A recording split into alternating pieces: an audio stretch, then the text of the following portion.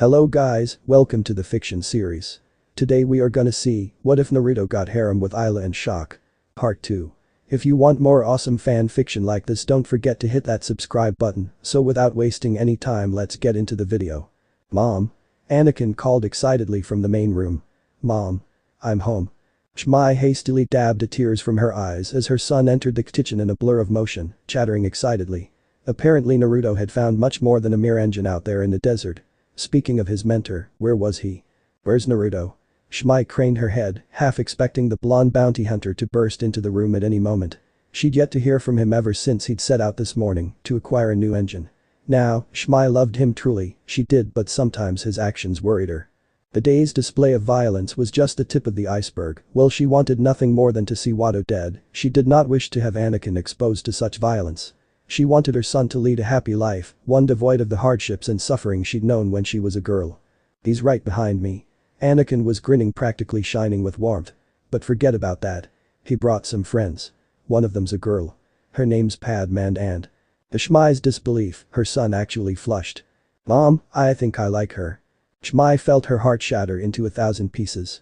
Her little boy was growing up, starting to have feelings for girls. And she'd been keeping secrets from him. Something she'd sworn never to do, and yet she'd done this anyway, more out of a desire to shield him than anything else, leaving him in the dark all this while. She felt her feelings tear inside her breast. Fear. Anxiety. Longing. Hope. Unbidden, she drew her son into her arms as softly as she dared. Oh Annie, Anakin blinked. What's wrong, Mom? I need to talk to you about Naruto, her voice was an anguished whisper. There's something I haven't told you about him, something important. What are you talking about? Anakin tilted his head, he was truly at a loss. What about Naruto?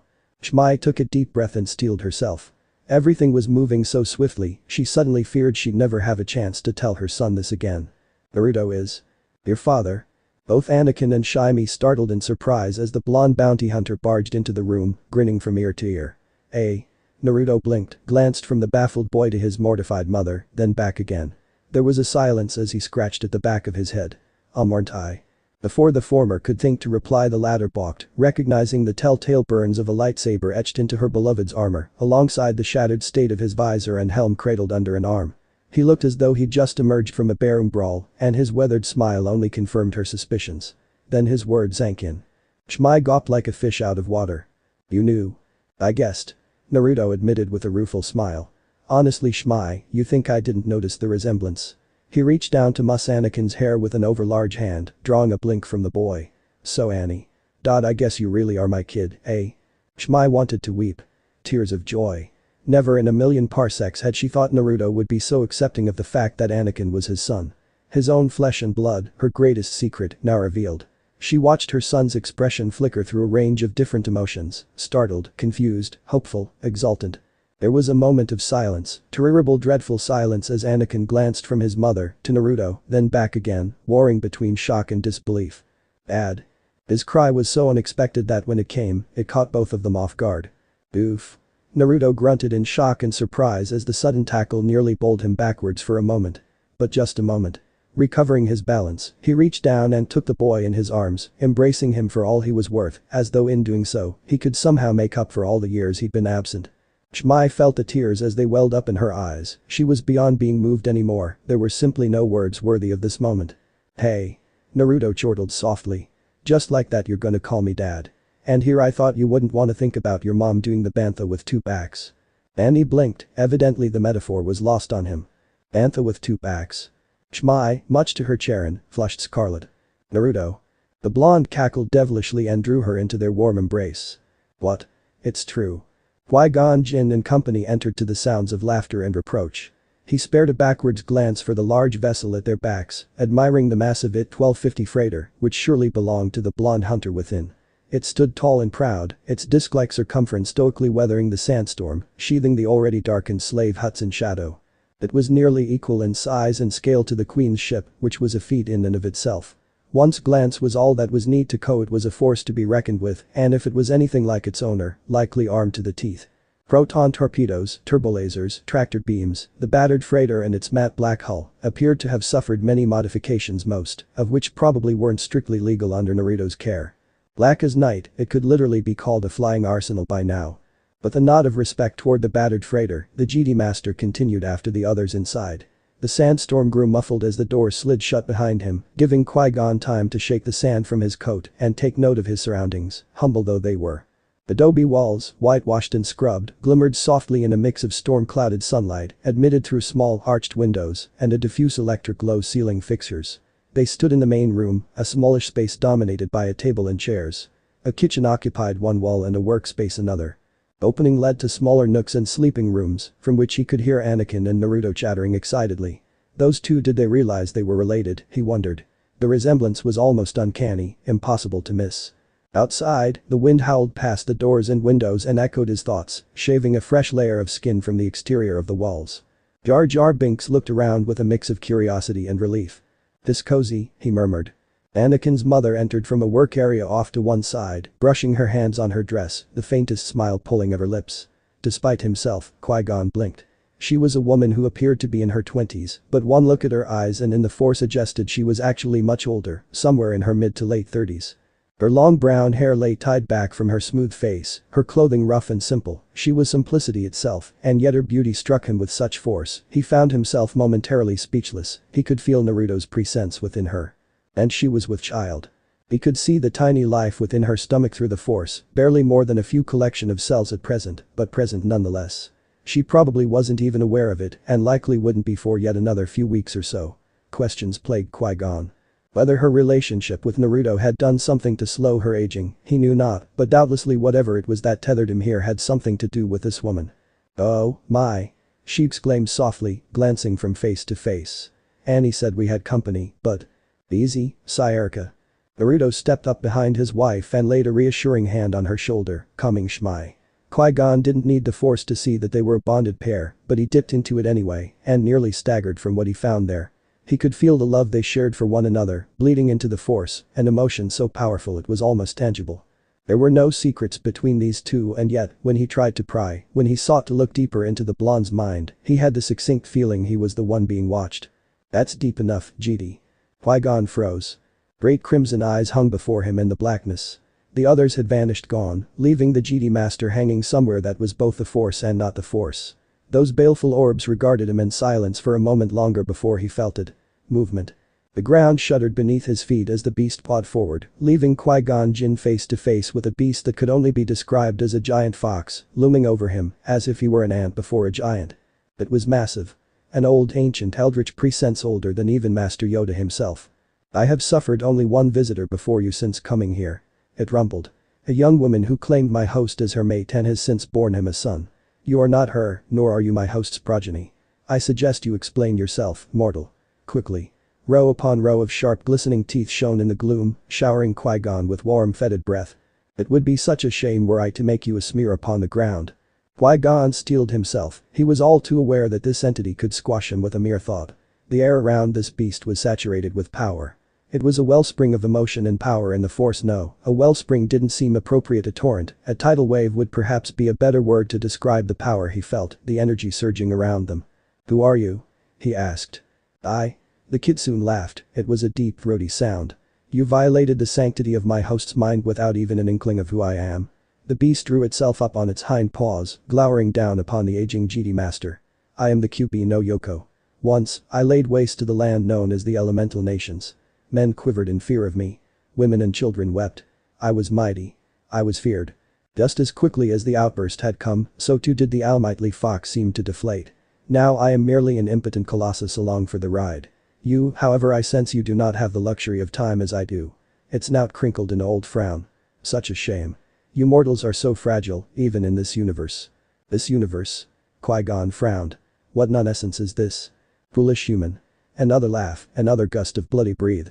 "Do you think your universe, your all-abiding Force, was the only one out there? There are countless others, each more numerous than the last. But I sense you are not so set in your ways as the rest of your kind."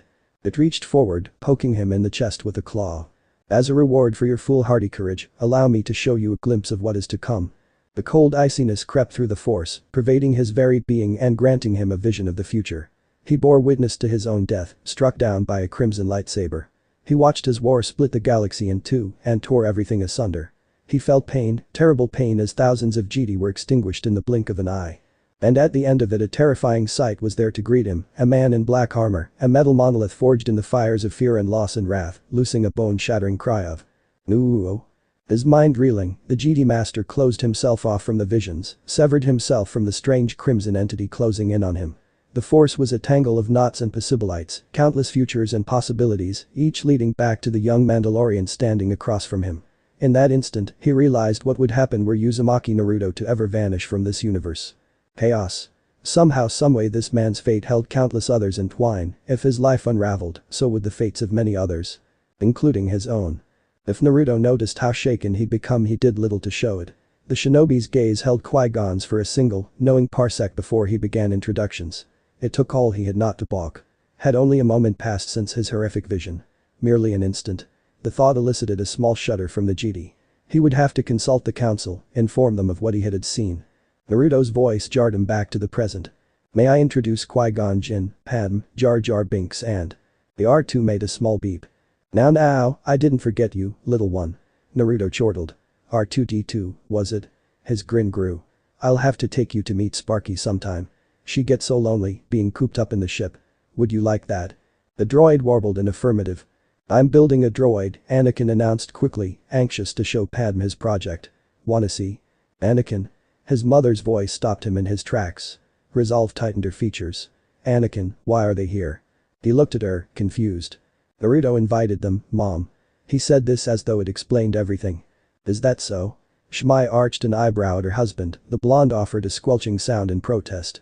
"Well, hon, there was a sandstorm. Listen." She glanced at the door, then out the windows. The wind howled past, a river of sand and grit. "Your husband was kind enough to offer us shelter," Qui-Gon explained. "We met in town." A lie, true enough, he couldn't very well tell her they'd tried to kill each other only a few hours ago now, could he? "Come on." Anakin insisted, grabbing Padme's hand once more. "Let me show you my droid." He led Padme toward his bedroom, already beginning a detailed explanation of what he was doing. The girl followed without arguing, listening attentively. R2-D2 went with them, beeping in response to the boy's words. Jar Jar stayed where he was, still looking around, appearing to want anyone to tell him what to do. A stern glance and a curt word of dismissal on Naruto's part did just that, sending the Gungan scurrying after Padme and Anakin. "Shoo." The Mandalorian ushered the bumbling alien out of the room. "And don't touch anything. But Meza shoot you if you don't get out of here." Another growl sent the Gungan on his way with a startled yelp. Scram. That left Qui-Gon, the GD Master stood facing the boy's mother and father in awkward silence. Grains of sand beat against the thick glass of the window, with a rapid popping sound. For a time, the three said nothing, a deathly pall seemed to hang over the small empty room. Finally, Naruto spoke. "It's not much," Naruto sighed aloud, seemingly reading the GD's mind, "but hey, it's home, you know. I'm Shmi Skywalker." Shmi found herself following his lead, extending her hand in greeting. "Naruto and I are pleased to have you as our guests. Assuming that lass of yours doesn't try to shoot me again." Naruto quipped lightly as touched a hand to his forehead, wincing at the tenderness of his recently healed wound. "Booger still stings. Say, where'd you find a crack shot like that, anyway? I've met men twice her age that couldn't shoot like that." Qui-Gon had already appraised the situation and determined what was needed. It also gave him an excuse to divert the conversation, to dodge Naruto's unexpected questioning. He reached under his poncho and pulled 5 small capsules from a pouch in his belt. "I know this is unexpected. Take these. There's food enough for a meal." Shmi accepted the capsules gratefully. "Thank you." Her eyes lifted and lowered again. "Thank you very much. I'm sorry if I was abrupt. I've come to expect these things from Naruto, but I'll never get used to Anakin's surprises, I guess. He's a very special boy." Qui-Gon offered. Shmi's eyes lifted and the look she gave Naruto suggested they shared an important secret. "Yes," she said softly, smiling. "I know." She didn't give the GD Master time to dwell on it, however. "Naruto's told me quite a bit about you." The way she said it implied she knew he was no mere moisture farmer. Qui-Gon arched an eyebrow, struggling to quell the sudden sour taste in his mouth. He didn't like where this conversation was going. "Not too much, I hope." He tried to keep the concern from his expression, apparently he failed because Shmi's smile grew another inch. "You were right, Naruto." She shook her head in mild amazement. "He really does have a terrible sabak face." Qui-Gon blanched, because at that very moment, the blonde's laughter rang through the house. The storm continued through the remainder of the day, engulfing Mos Espa, sand blown in from the desert, piling up against the shuttered buildings, forming ramps against doorways and walls, clouding the air and but shutting out the light. Shmi used the food capsules Qui-Gon had given her to prepare dinner for them, and at some point Naruto offered to lend his lover a hand. As the pair worked on the meal, and while Padme was occupied with Anakin in the other room, Qui-Gon moved off alone into one corner and surreptitiously contacted Obi-Wan on the comlink. The connection was less than perfect, but they were able to communicate sufficiently for the Jedi Master to learn of the transmission from Naboo. "You made the right choice, Obi-Wan," he assured his young protege, keeping his voice low. "The Queen is very upset," the other advised, his response crackling through the storm. Qui-Gon glanced over to where Shmi was standing at the cook's surface, her back turned. Naruto was nowhere to be seen. The blonde's abrupt absence both worried and distracted him. He knew by now it was never that wise to let the hyperactive hunter out of his sight for more than a few seconds. He had the scars to prove it. Frowning, he returned his attention albeit reluctantly to the comm. That transmission was bait to establish a trace. "I'm certain of it. But what if Governor Bibble is telling the truth and the Naboo are dying?" Qui-Gon sighed. "Either way, we're running out of time," he advised quietly and ended the transmission. Only to find Naruto standing behind him.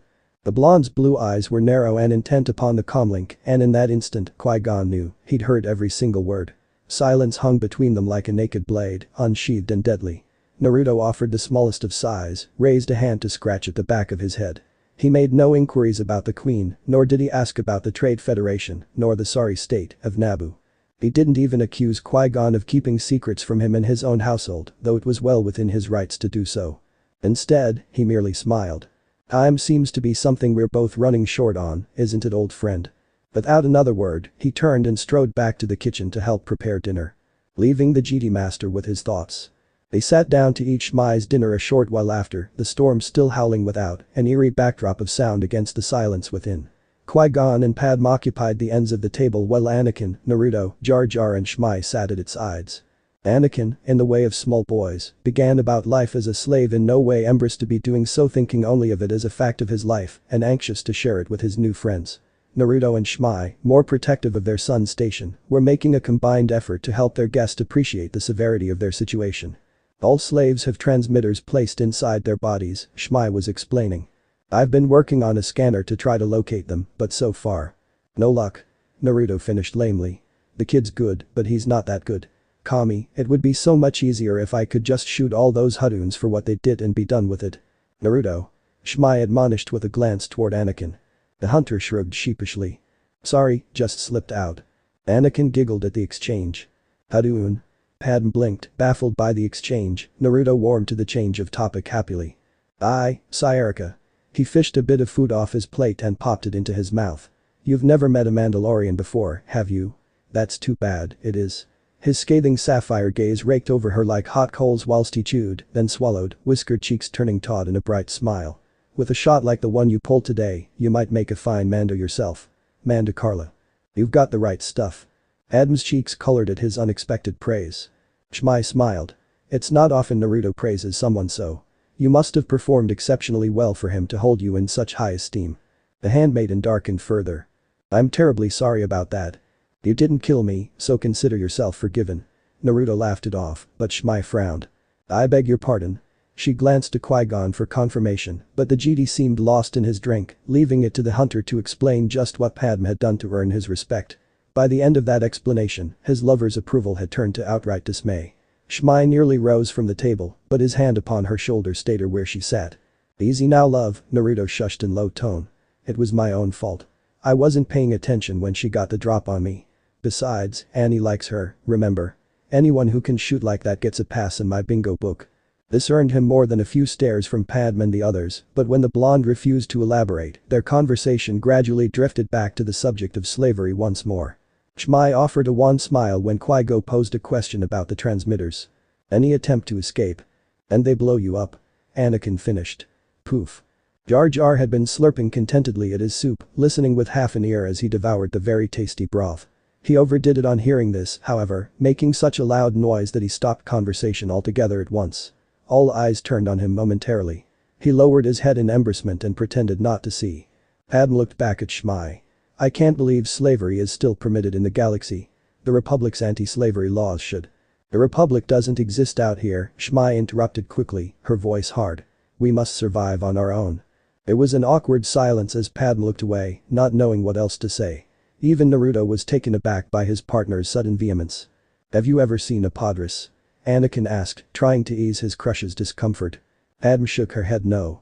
She glanced at Shmi and Naruto, noting the sudden concern on the woman's smooth face on one hand, the pride on man's visage in the other.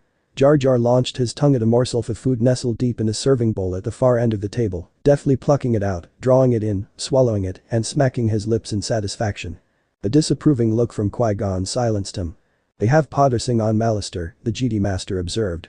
Very fast, very dangerous. Anakin grinned. I'm the only human who can do it.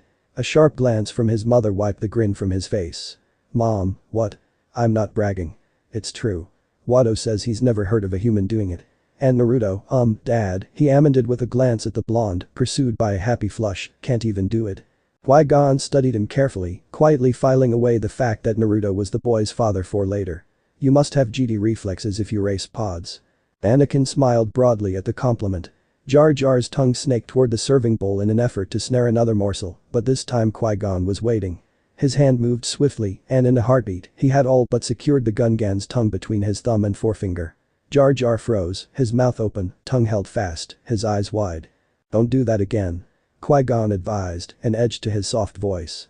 Jar Jar tried to say something, but it came out an unintelligible mumble. Qui-Gon released the Gungan's tongue and it snapped back into place. Jar Jar massaged his build mouth ruefully. Icked. Naruto murmured softly from the other end of the table, but there was a touch of amusement in his eyes. Anakin's young face lifted to older man's, and his voice was hesitant. I was wondering something. Qui-Gon nodded for him to continue. The boy cleared his throat, screwing up his courage. You're a GD Knight, aren't you?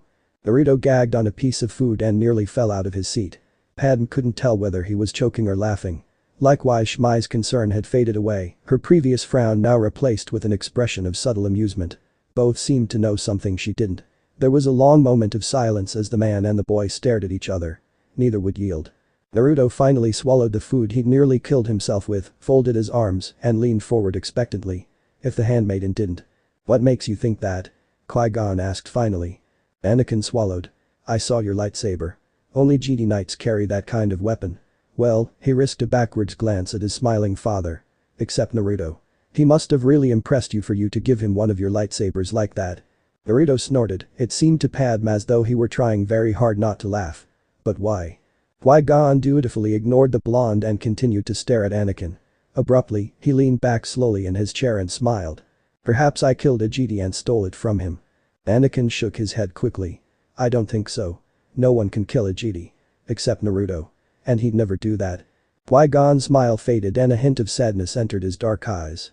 GD cannot be killed, you say? He seemed to sigh. I wish that were so. I had a dream that I was a GD, the boy said quickly, anxious to talk about it now that the subject had finally been broached. I came back here and freed all the slaves. I dreamed it just the other night when I was out in the desert. He paused, his young face expectant. Have you come here to free us? Everyone else was focused on Anakin, so it was possible that only Padme noticed it, but at that very instant, Naruto's hands tightened around the edge of the table. She heard him growl something beneath his breath. Somehow, Padme didn't need to speak Mandai to understand it was a curse. There was an old pain in the young man's face, a pain she recognized and sympathized with. But why would the mention of slavery evoke such a reaction in him unless Something clicked in her mind. Naruto was a bounty hunter. She knew this much already. But the bounties he'd collected, he could have easily been living the good life in a high-rise somewhere in Coruscant. Instead, he was here, with his family. Because he wanted to free his family, to get them out from the thumb of slavery. It all made sense now. That was why this conversation had taken such a pain-filled twist for the hunter. Qui-Gon Jinn shook his head. No, I'm afraid not, he trailed off, hesitating. I think you have, the boy insisted, defiance in his eyes. Why else you be here? Shmi was about to say something, to chastise her son for his impudence perhaps, but Qui-Gon spoke first, leaning forward conspiratorially. I can see there's no fooling you, Anakin. He said. But you mustn't let anyone know about us. We're on our way to Coruscant, the central system in the Republic, on a very important mission. It must be kept secret. Anakin's eyes widened. Coruscant, wow. How did you end up out here in the Outer Rim? Our ship was damaged, Padme found herself answering him, suddenly desperate to alleviate the tension in the room. We're stranded here until we can repair it. She glanced at the hunter seated beside her. Naruto was kind enough to offer us shelter, I'm sure we can repay his services somehow. Slowly, Naruto's grip relaxed from the table, leaving gouges in the metal. Padme caught a glimmer of his reaction out of the corner of her eye, saw the confusion begin to dawn in his eyes, only to be swiftly swept away by understanding. Stiffly, he straightened from his slouch, as though embarrassed to have been caught in such a position to begin with. He muttered a muted word of thanks beneath his breath, and to her initial dismay, Padme felt her cheeks begin to burn. Hurriedly, she returned his gratitude with a nervous nod. Sithspit. What's wrong with me? She already knew the answer. In that moment, with the stress gone from his whiskered visage, the hunter had looked almost handsome. In another life, she might have known. Such thoughts were foolish. Naruto obviously had eyes only for his mate. She'd no desire to intrude. And yet still, she couldn't drive the thought of him from her mind. Not entirely. I can help. The cry came not from the father, but from his son, anxious to be of service to them. I can fix anything. Qui-Gon smiled at his enthusiasm. I believe you can, but our first task, as you know from our visit to Watto's shop, is to acquire the parts we need. Witnut and tot raid. Jar Jar pointed out sourly. Naruto thumbed his chin in thought, with him distracted, Padme turned and favored Qui-Gon with a speculative glance. These junk dealers must have a weakness of some kind. Naruto straightened in the same moment Shmi rose and began clearing the table of dishes. Ambling, he offered, pausing for his partner to finish his sentence. Their only weakness is greed. Shmi confirmed. Everything in Most Esper revolves around betting on those awful pod races. Qui-Gon rose, walked to the window, and stared out the thick diffused glass at the clouds of windblown sand. Ottersing, he mused. Greed can be a powerful ally if it's used properly. Naruto arched an eyebrow from where he sat. Is that really the sort of thing a GD should be saying? Abruptly, his eyes brightened with a realization. Say, Annie, what about that pot of yours? That's right. Anakin leapt to his feet as though he'd been struck by lightning. I've built a racer. He declared triumphantly. His father's face shone with pride as he continued on. Naruto's been helping me work on it. It's the fastest ever. There's a big race day after tomorrow, on Bunta Eve. You could enter my pod. It's all but finished. Anakin, settle down. His mother said sharply, cutting him short. Her eyes were bright with concern. Watto won't let you race. Watto doesn't have to know the racer is mine. The boy replied quickly, his mind working through the problem. He turned back to Qui-Gon. You could make him think it was yours. Or Naruto's. He amended with all but a quick glance at his progenitor. You could get him to let me pilot it for you. The GD master had caught the look in Shmi's eyes. So had Naruto. He met her gaze, silently acknowledged her consternation, and waited patiently for her response. I don't want you to race Annie. His mother said quietly. She shook her head to emphasize her words, weariness and concern reflected in her eyes. It's awful. I die every time Watto makes you do it. Every time. Then she turned to regard Naruto. The hunter met her gaze with a stoic stare. And you shouldn't encourage him, Naruto. What if something happens? What if he gets hurt this time? All eyes turned toward the Mandalorian. Naruto rolled his shoulders, turned his sapphiric gaze toward his son. Maybe your mother's right. Anakin bit his lip. But. Dad, I love it. He gestured at Qui-Gon and the others. And they need our help. They're in trouble. The prize money could more than pay for the parts they need. And yours, too, please. Try as he might, Naruto couldn't bring himself to voice another objection. One look at Anakin told him the boy was destined to race. It was his God-given talent, and any talent was better than learning the art of killing. Have to let him decide for himself. I can't make him choose. Jar Jar Binks nodded in support. We and kinda bad goo. Qui-Gon walked over to Anakin and looked down at him. Let's drop the matter. He held the boy's gaze for a moment, then turned back to Naruto. Do you think your hyperdrive would? Oh hell no. The blonde interrupted angrily, lurching to his feet. You are not yanking the hyperdrive out of my baby. Not now, not ever. I've put her through enough pain as it is.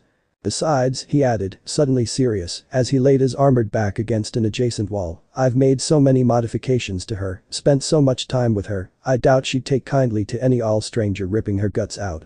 You say that as though she's alive. Padme frowned. Naruto grinned secretively, mysteriously. Your word, sweetheart, not mine. Then do you know of anyone friendly to the Republic who might be able to help us? Qui-Gon asked. Naruto blanched. Truth be told, he didn't know of any respectable folk on this dustball. He turned his gaze to Shmi. Babe. Shmi stood silent and unmoving as she thought the matter through. In the end, she shook her head.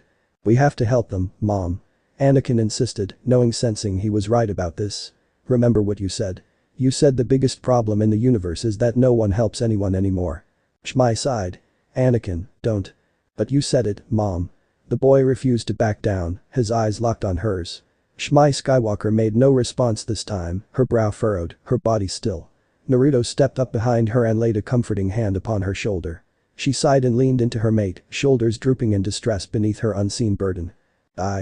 I'm sure Qui-Gon doesn't want to put your son in danger, Padme said suddenly, uncomfortable with the confrontation they had brought about between mother and father and son, trying to ease the tension. We will find another way. Shmi looked over at the girl and shook her head slowly. No, Annie's right. There is no other way. She gave Naruto's hand a tight squeeze. I may not like it, but he can help you. She paused, considering. Maybe he was meant to help you. She said it as if coming to a conclusion that had eluded her until now, as if discovering a truth that, while painful, was still obvious. Anakin's face lit up. Is that yes? He clapped his hands in glee. That is a yes.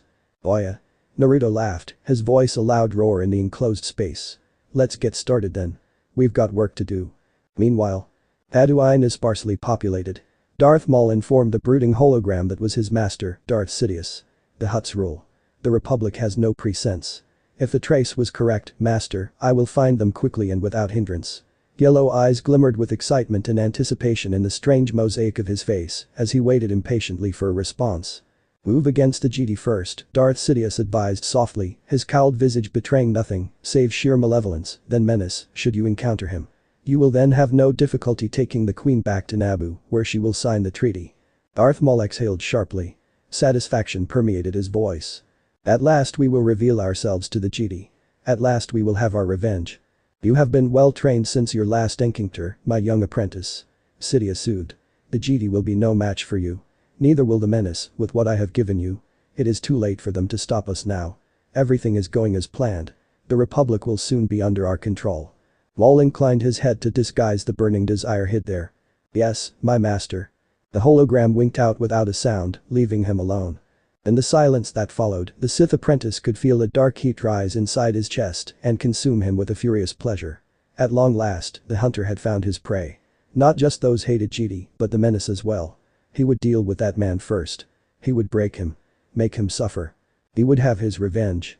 Later that evening. In the home of Anakin Skywalker, Qui-Gon Jinn stood silently at the doorway of the boy's bedroom and watched him sleep. His mother and Padme occupied the other bedroom, and Jar Jar Binks was curled up on the kitchen floor in a fetal position, snoring loudly. But Qui-Gon could not sleep. Unconsciousness eluded him, slipping out of his grasp like a slippery eel whenever he sought it. It was this boy. There was something about him. The GD Master watched a soft rise and fall of his chest as he lay locked in slumber, unaware of Qui-Gon's presence. The boy was special, he had told Shmi Skywalker and Naruto Uzumaki, and they had both agreed. They knew it too. They sensed it as he did. Anakin Skywalker was different. Qui-Gon lifted his gaze to a darkened window. The storm had subsided, the wind abated. It was quiet without, the night soft and welcoming in its peace. The gangway of the Konoha lay open, agape, a lone light shining invitingly from within. There was a soft clatter of steel striking steel, reaching his ears. It seemed Naruto couldn't sleep, either. He almost envied the blonde his attachments. They made him strong, lent him power, made him nigh unstoppable in a fight. Perhaps that was why they'd struck up such an unlikely friendship, the two of them. The GD Master thought for a moment on his own life, reflected upon the ungodly vision he'd been granted earlier in the afternoon. He knew what they said about him at the council. He was strong, but he dissipated his strength on causes that did not merit his attention. But rules were not created solely to govern behavior. Rules were created to provide a roadmap to understanding. To the Force. Was it so wrong for him to bend those rules when his conscience whispered to him that he must? The GD folded his arms over his broad chest. The Force was a complex and difficult concept.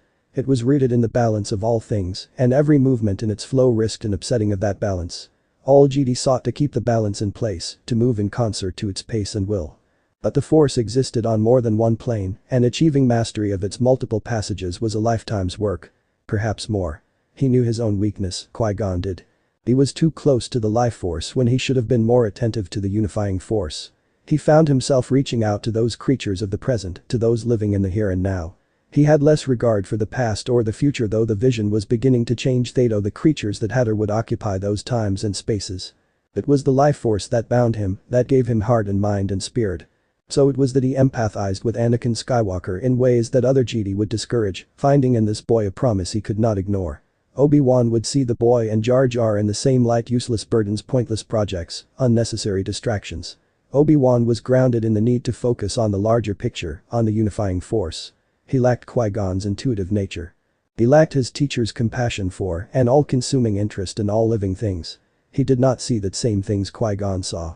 Qui-Gon sighed. This was not a criticism, only an observation. Who was to say that either of them was the better for how they interpreted the demands of the Force? But it placed them at odds sometimes, and more often than not, it was Obi-Wan's position the Council supported, not Qui-Gon's. It would be that way again, he knew. Many times. But this would not deter him from doing what he believed he must. He would know the truth about Anakin Skywalker and his mysterious progenitor. He would discover their place in the Force, both living and unifying. He would learn who these two, the father and the son, were meant to be. Minutes later, he found himself striding up the Konoha's ramp. A soft popping sound greeted his ears, indicative of a fuse being tripped somewhere in the ship. No. No, no, no. You bucket of bolts. Not like that. Another deafening clang rose from the bowels of the Konoha. Evidently, its owner was hard at work again. Qui-Gon almost reconsidered his attempt to search the blonde out, then pressed on, feeling his way through the darkened corridors through the Force. Now that he knew Anakin's father was indeed awake, they were things that needed to be discussed between the two of them. No more, no less. Homie. The blonde's voice bounced off the walls. You're incorrigible, you know that. Another clang. Why don't you see who just snuck inside? The GD Master was mildly nonplussed to have been detected so easily, but he consented himself to a slow stride as he passed the mess hall, then the beep pit, climbed down a ladder. He didn't have long to wait. Wee-oo. The black and orange astromech droid and R2 model, if Qui-Gon recalled correctly, came careening around the corner, wailing its distress, appendages bristling with almost every weapon imaginable known to mankind. The demented droid nearly ran headlong into Qui-Gon before he slowed it with the Force, hoisting the little astromech aloft with a flick of his fingers and holding it steady with a thought. Qui-Gon arched an eyebrow at the droid's tenacity. "Sparky, is that Qui-Gon I sense?" Naruto called from the corridor. The droid bleeped a response. Remarkably, the hunter seemed to understand. "Would you kindly lower my little friend?" His words crackled from a nearby speaker. "She isn't all that fond of heights." Gently, Qui-Gon lowered the droid to the floor. The R2 unit replied with an indignant warble, then wheeled back from whence it came, bleating an angry raspberry as it went. "You'll have to forgive Sparky." Naruto's words grew louder as the GD Master probed deeper into the bowels of the ship. "She's awfully protective of me." Rounding a corner, Qui-Gon found himself face to face with the likeness of large transparisteel door. Sparky could be seen on the other side, aptly named astromech, consenting to comforting words from her owner. Naruto was indeed there, hunched over a workbench, as though a dozen galaxies depended upon whatever he was working on. A flick of his hand and a touch of a keypad opened the door, permitting the GD entry. Naruto patted Sparky on her domed head, soothingly, and sent her on her way with a kind word. The astromech droid didn't go very far. She seemed intent to keep an eye on Qui-Gon, despite the fact that he wished her master no harm. "It seems I underestimated you." One glance at the weapons lining the walls was more than enough for Qui-Gon to confirm his theory. Naruto was as skilled a hunter as he was a gentle father. "If you'd wielded some of these weapons against me in our last bout, I might possess more than just a few scars." Planning to lose another lightsaber? Naruto glanced up from his work, favored the GD Master with a wry grin, then returned to his task. Curiosity compelled the GD Master to glance over the hunter's shoulder to see what he was working upon. What he found there actually surprised him. The contents of the Qui-Gon's old lightsaber lay sprawled out before him in a mess of wires and clived circuitry. Even as he looked on, the blonde effortlessly took each component and placed it back together with a flawlessness that could only be found with the Force. "I can't use it for big things without causing a tear somewhere," the Jinchuriki replied, answering the unspoken question, "but this I can do just fine." Setting the emitter and locking it in place, he thumbed in the activation switch, depressing the trigger with his thumb. There came an eclectic snap hiss, and a golden blade brighter than the twin suns of Tatooine burst from the shaft. Naruto gave it a precursory swing and, having gauged the hilt's weight, shut it down and clipped it to his belt. "Impressive." Qui-Gon noted. The new color of the blade was not lost on him. "In my order, with your skills and technological expertise, you would be considered a GD Sentinel." "Sentinel, eh?" Naruto laughed. "I like the sound of that. It's a shame really, I'm way too attached to my emotions to ever take you up on your offer. But enough about me." He pushed himself off his chair, rising to his full height. "What did you want to talk about?" The GD Master arched an eyebrow, a small smile tugging at his leonine features. "What makes you think I came here to talk?" Qui-Gon, Naruto laughed, "I know you. Why else would you be awake at this god-awful hour?" Because you've been a hero to these people. Qui-Gon shot back, unwilling to reveal his true motive for coming here just yet. Not just to them, but to your family. Naruto favored him with a smile, his eyes twinkling. We don't have a word for hero. Did you know that? Being prepared to die for your family and friends, for what you hold dear, is a basic requirement for a Mando, so it's not worth a separate word. It's only cowards we had to find a special name for. He settled onto a nearby bench and began to fiddle with his broken helmet, but the GD master could see his heart wasn't in it. Finally, the shinobi turned Mandalorian laid down his cold visor and turned his attention to Qui-Gon. You want to ask me about Annie? It wasn't a question. Qui-Gon nodded, taking a seat beside him. Why'd you want to know? Whatever you can tell me. The GD replied. It's funny, you know. Naruto laughed, in disbelief. Until a few hours ago, I didn't even know he was my kid. Oh, I'd always suspected something like that, but knowing he pushed a hand through his matted mop of hair, as though he could somehow find the answer there. That's different, I tell ya. The hunter shook his head, awed. Goddammit, I'm a father. Can you believe that? I wasn't even there when the kid was born. Annie's lived all these years as a slave and the most I've done is visit him. Visit? I haven't been able to set him free. Him or Shmi. His fist slammed into a bulkhead with enough force to leave a sizable dent in the metal. Sparky squealed in protest, head tilting this way and that in audible distress. Naruto blanched. Sorry, Sparks. He groaned and favored Qui-Gon with a glance. See? That's the sort of thing I'm talking about. The most I can do is punch or shoot whomever upsets him. That, or scare the piss out of them. He gave the GD a forlorn look.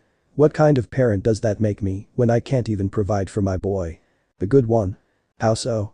Qui-Gon tilted his head in answerment. I'm afraid you'll have to discover the answer for yourself.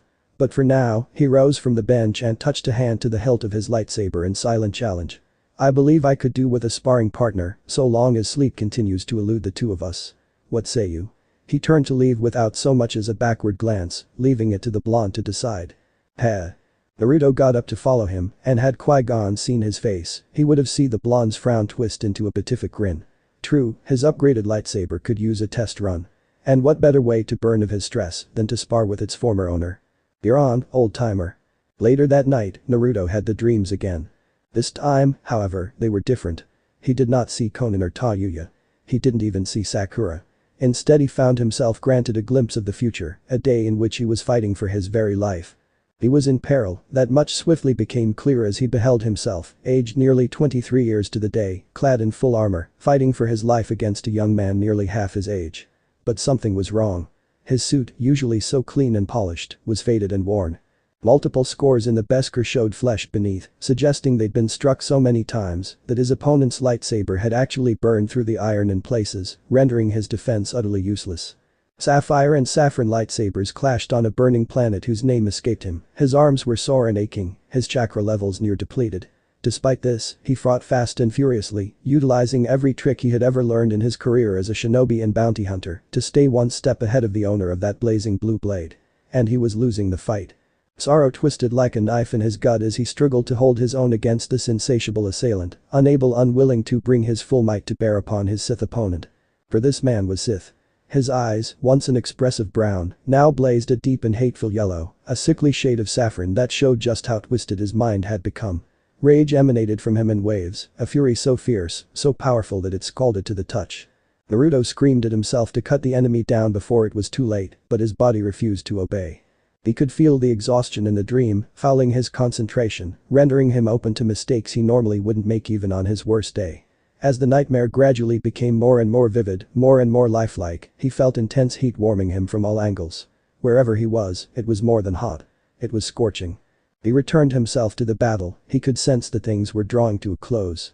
Then the image seemed to blur, when next it cleared, he found himself standing upon a repulsor platform across a river of lava lava. Facing down his attacker positioned on another such platform. Enough of this, boy. He felt his mouth move behind the helmet, the words rough with age. You're not going to kill me, and I don't intend to kill you. The young man's only response was a furious snarl as he maneuvered closer, their sabers clashing once more. And then, through the saber lock, Naruto finally caught sight of his attacker's face. He felt no hesitation in his future self, but his current self froze. He was staring into the face of the man his son would one day become, a proud warrior, corrupted by evil. He was looking at Anakin. DZZHM.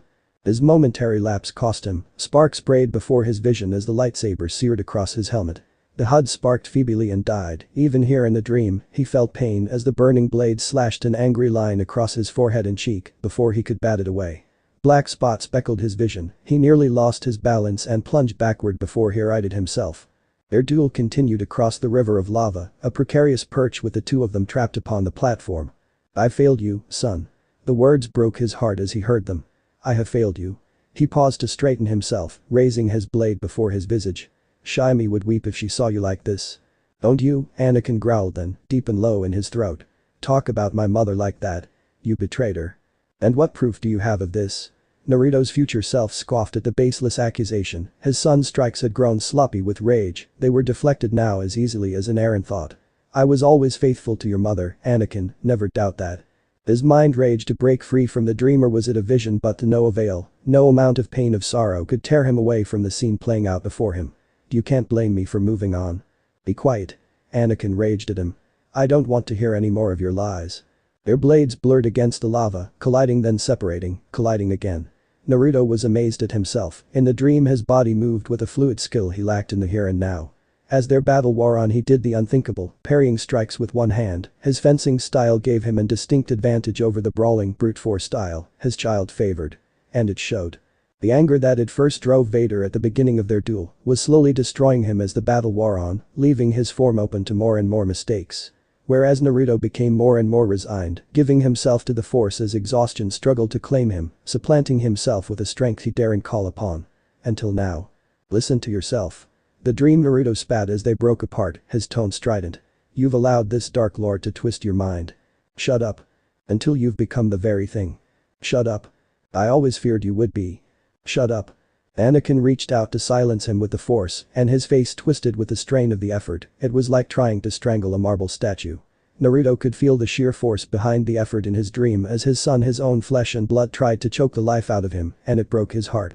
He felt the force gather in his body as he reached out, pinching his son's windpipe, denying him air, just for an instant. Vader faltered as the air left his lungs, as his face began to purple, as veins imploded in his eyes. He couldn't do it. Naruto let go of the force and let Anakin topple back to the platform, even as the energy urged him to finish what he started. He couldn't do it. He could not end his own son. "I hate you." Anakin roared, swinging wildly with his saber. "I should have known you were plotting to take Padme from me." "Wake up, Annie." Naruto hissed as he parried another strike, resuming their deadly dance of death once more. "I did no such thing. You drove her to me with your madness. Sidious is manipulating you. He has been from the very beginning. Can't you see that now? I've had no part in it. You've let your feelings run away with you, you've orchestrated your own downfall. Don't you understand? Sidious is evil. From my point of view, you're the ones who's evil." Naruto spat at him. "Well then, you are lost." "I said shut up." Anakin lunged at him then, but apparently this age Naruto knew better than to take the bait. Naruto watched his future self step backwards and fly to safety, the thrusters of his jetpack carrying him clear of his son's lightsaber with the last of its fuel, freeing him from the restrictive confines of the repulsor's platform and carrying him to the rocky shore. He alighted heavily upon the bank, ripped the helmet from his head and turned to face his progeny, exposing a sweat-slicked visage to the world, his now bearded face twisting in a grimace of fresh pain against the scar marring his visage. "It's over, son," he declared, shouting down at Anakin. "I have the high ground." "Anakino," Darth Vader glowered up at him, eyes blazing against the lava's glow. "You underestimate my power, old man." With impending horror, Naruto realized what his only son was about to do. It was a mistake he'd made many a time in his youth, letting the anger get the better of him. He watched his stance slip, muscles tense in preparation of a monumental leap. Straight at him. "Annie," his voice broke on the word, knowing full well the foolish mistake his son was about to make. "Don't try it. Too late." Vader gave a leaping lunge, his lightsaber flaring an unholy red in the lava glow, and then. Naruto woke with a start. Heart hammering, he struggled upright, gasping for breath. Cold sweat slicked his body, leaving him damp. "Dreams again?"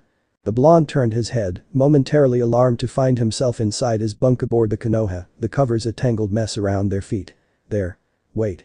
That surprise became a pleasant one once he realized Shmi Skywalker was laying there beside him, her legs tangled in his, her youthful face peering up at him with an understanding he didn't deserve.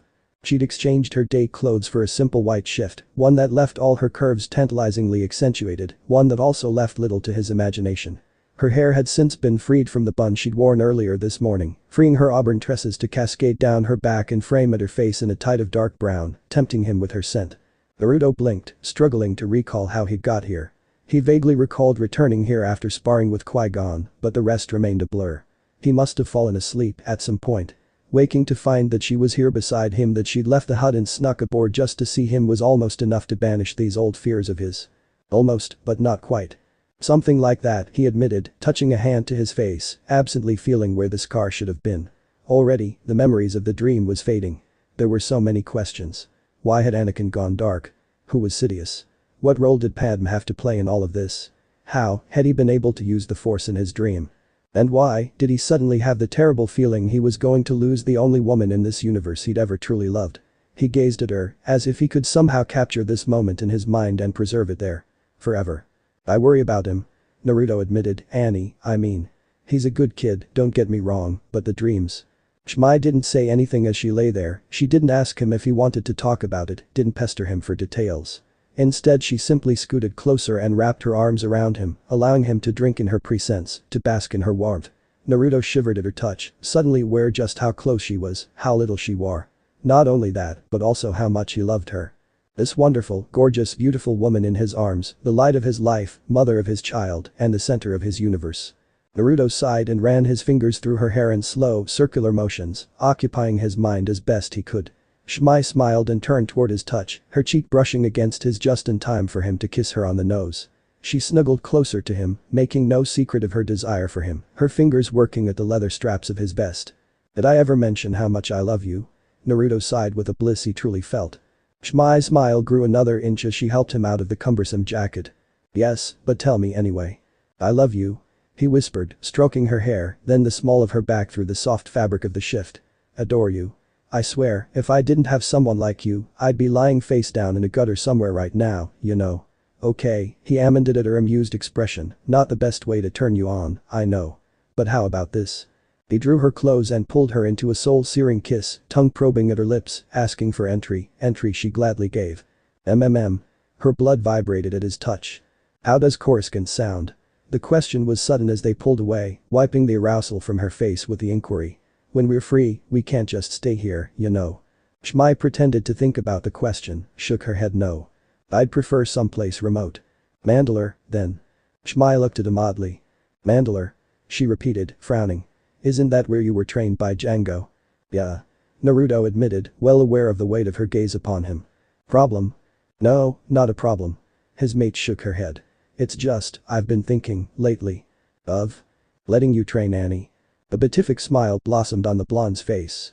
He didn't care to ask why, all that mattered was that they'd finally cleared the one and only obstacle in their relationship, the decision to let Naruto train Anakin as he'd been trained. With that gone, the Jinchuriki felt such joy blossom in his chest that he couldn't help himself. Nor could he be blamed for what he did next. It's official. He decided, thumbing Shmi's chin up to meet his. What is? She purred, her lips brushing his. Naikirtlegar Darasuum. What does that mean? Naruto smiled and kissed her again. But I fucking love you. She kissed him then, and there were no more words between them that night. Naruto gave no more thought to the eerie vision he'd had, because he was determined to prevent it, no matter the cost. He would not let his son become that monster he'd fought in the dream. He would not allow Shmi to die, either. He would find a way off this planet for them, Watto and Jabba be damned. He would protect them. Both of them. Even if it cost him his life. As it turned out, Watto was easily swayed. Funny how persuasive a blaster in one's face could be. Wagering their ship as goods, they were able to gain entry to the Bunta race, much to Naruto's chagrin. The blonde did not say it aloud, but Qui-Gon could tell. The father had serious reservations about his son's racing. All that seemed to fade away once father and son set to work on the pod. Naruto created a couple of clones to help the job along, and Anakin soon began pestering his father to learn the technique. Finally wearing each other down, father and son laughed and set to work on their pod. Even with the clones, they worked together in such tandem it seemed almost uncanny. While Anakin and his helpers were thus engaged, Qui-Gon mounted the back porch of the Skywalker home, glanced around to make certain he was alone, and switched on the comlink to contact Obi-Wan. His protege answered immediately, anxious for a report, and Qui-Gon filled him in on what was happening. If all goes well, we will have our hyperdrive generator by tomorrow afternoon and be on our way, he concluded. Obi-Wan's silence was telling. What if this plan fails, Master? We could be stuck here for a long time. Qui-Gon Jinn looked out over the squalor of the slave quarters and the roofs of the buildings of Mos Espa beyond, the suns a bright glare overhead. He couldn't help but feel that they'd landed here for a purpose, that the Force itself was trying to tell him something. But what? When nothing came to him, he returned his attention to the comlink. A ship without a power supply will get us nowhere, he answered his apprentice, very much aware of how terse he sounded. We have no choice. He switched off the comlink and tucked it away. And there is something about this boy, he whispered to himself, leaving the thought unfinished. Shmi Skywalker appeared through the back door and moved over to join him. Qui-Gon acknowledged her with a nod. Together they stood watching the activity in the courtyard below, observing father and son as they doggedly worked on the battered podreser. You should be proud of your son, Qui-Gon said after a moment. He gives without any thought of reward. Shmi nodded, a smile flitting over her smooth face. He knows nothing of greed. Only dreams. He has special powers. The woman glanced at him warily. Yes. He can see things before they happen, the GD master continued, that's why he has such quick reflexes. It is a GD trait. Her eyes were fixed on him, and he did not miss the glimmer of anger that shone there. He deserves better than a slave's life, she said quietly. Qui-Gon kept his gaze directed out at the courtyard. The Force is unusually strong in him, that much is clear. I believe I already know the answer to this question, but who is his father? There was a long pause, long enough for the GD master to realize he had asked a question she was not prepared to answer. He gave her time and space to deal with the matter, not pressing her, not making it seem as if it were necessary she answer at all. Naruto is Annie's father, she said finally. She shook her head slowly, her eyes distant. But it was strange. I knew I was carrying his son after our first night together. I don't know how else to explain it. I wasn't even pregnant for a full 9 months when I carried him. I gave birth so early, I was afraid he might. She deliberately cut herself off before resuming, her words steely. I raised him. I knew he was going to be special, that he was meant to do great things from the moment I first held him in my arms. I can't tell you any more than that. I just knew. She laid a hand upon her flat stomach, touching the first stirrings of life within. Just as I know now that I'm with his child again. She smiled faintly, stroking her stomach. It will be a girl this time, I think. As swiftly as it had come, her joy faded. But Naruto, I know him. He can't bear the thought of me having another child in slavery. And he doesn't have enough money to free the both of us, Annie and I. That makes him desperate. And if he's desperate, he might do something reckless to free us. Something that will get him killed. Her eyes welled with unshed tears. I don't want this child to grow up without a father like Annie almost did. Qui-Gon arched an eyebrow. It shouldn't be possible for her to be aware of the life stirring within her womb only a few days after its conception. Did Anakin's mother also have some semblance of the Force? And if so, what did that bode for them? They were such a remarkable family, the Skywalkers. Shmi touched his arm then, drawing his eyes to meet hers. Can you help us? Qui-Gon was silent for a long time, thinking. He felt an attachment to Anakin Skywalker he could not explain. In the back of his mind, he sensed he was meant to do something, not just for this boy, but for his family as well. That it was necessary he try. But GD were identified within the first 6 months of birth and given over to their training. It was true for him, for Obi-Wan, for everyone he'd ever known or ever heard about. There were no exceptions. Can you help us? He did not know how that was possible, or what if anything he was meant to do. I don't know, he told her, keeping his voice gentle but firm. I didn't come here to free slaves. Had your son been born in the Republic, we would have identified him early and he might have become a GD. And your husband is much the same. They each have the way. I'm not sure what I can do for them. Oya. Naruto's defiant shout reached their ears from the courtyard, demanding attention. Give it a try, Annie. I think we finally got it. Flames exploded from the Podreser's afterburners and a huge roar rose from the Randan ulcers, building steadily in pitch until Anakin eased off on the thrusters, then settled back into a throaty rumble. Cheers rose up from Naruto, Padme, and the other spectators, and Anakin waved his hand in response. Shmi Skywalker nodded in resignation, but her face revealed, beneath a mask of acceptance, a glimmer of hope. Ow. Anakin gasped as he cut himself on a sharp piece of metal as he clambered out of the pod, opening a thin slice on his finger. Before he could react, Naruto was there. Not hovering over him, as a protective parent might, rather, admiring him and his stubborn refusal to cry out despite the fact that the tiny cut on his finger must have certainly stung. He reached a large hand down to muss his sandy blonde hair, drawing a sniffle from Annie as he tended to the injury. Attaboy. He chided something else softly in Mandalorian, helping his son from the pod. You really are a trooper, ain't ya? You said so yourself, men don't cry. Anakin bit his lip stubbornly, wincing as Naruto applied some Bacta spray to the wound, cringing as it stung. I did, didn't I? Naruto sighed. Anakin grinned as his father set him down. He still couldn't believe this man was his father. His father. He actually had a father. It all made sense now, Naruto's constant doting on him, why he constantly came back to Tatooine when he could have easily been anywhere else in the galaxy. It also explained things with his mother. Why they were so incredibly close. By the way, I got a surprise for you. Naruto grinned, breaking the boy from his reverie. Your mother finally saw the light.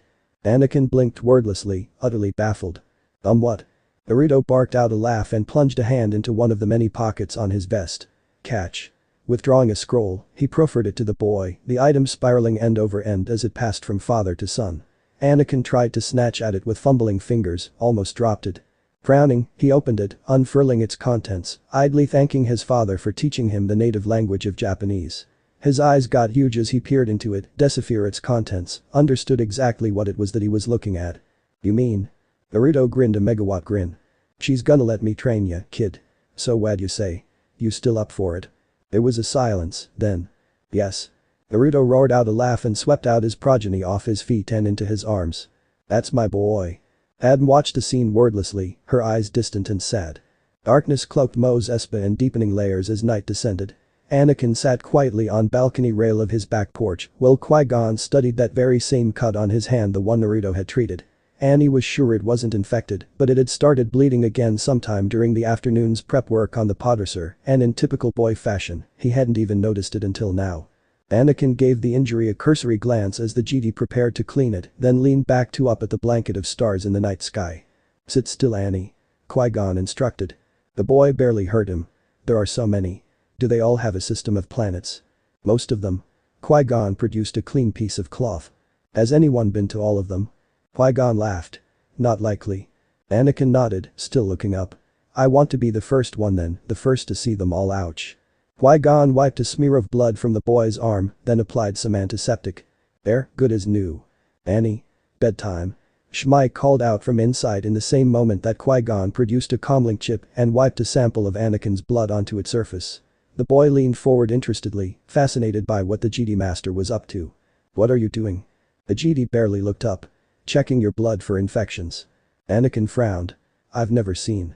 Annie.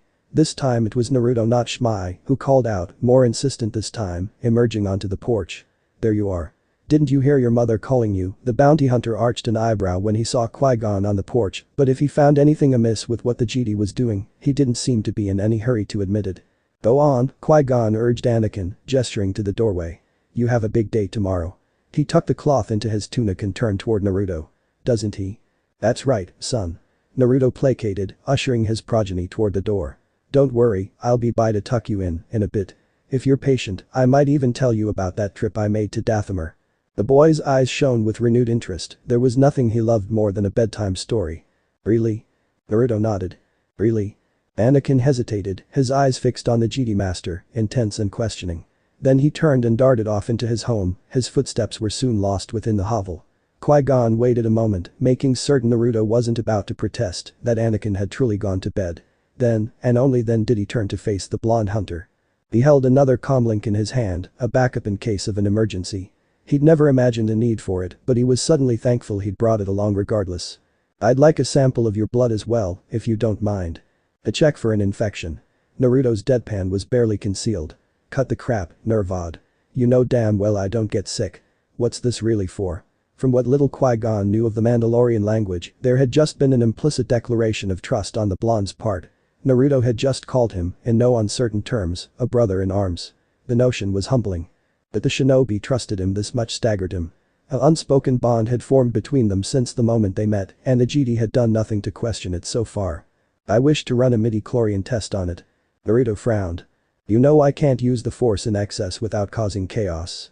Qui-Gon was suddenly brought to recall the sudden sandstorm yesterday afternoon. It had come up out of nowhere and only shortly after Naruto had attacked their little band. Was that storm a result of Naruto using the force? Or merely a natural phenomenon? One could only wonder. Even so, I would still like to know. Whatever you say, bub. Naruto shrugged and raised a finger to his mouth, bit down. Hard. A droplet of blood leaked between his teeth, Qui-Gon caught in on the chip of the backup comlink. He then slipped the chip with the boy's blood sample into a relay slot in the first comlink, followed by Naruto's in the second, and called Obi-Wan aboard the Queen's transport.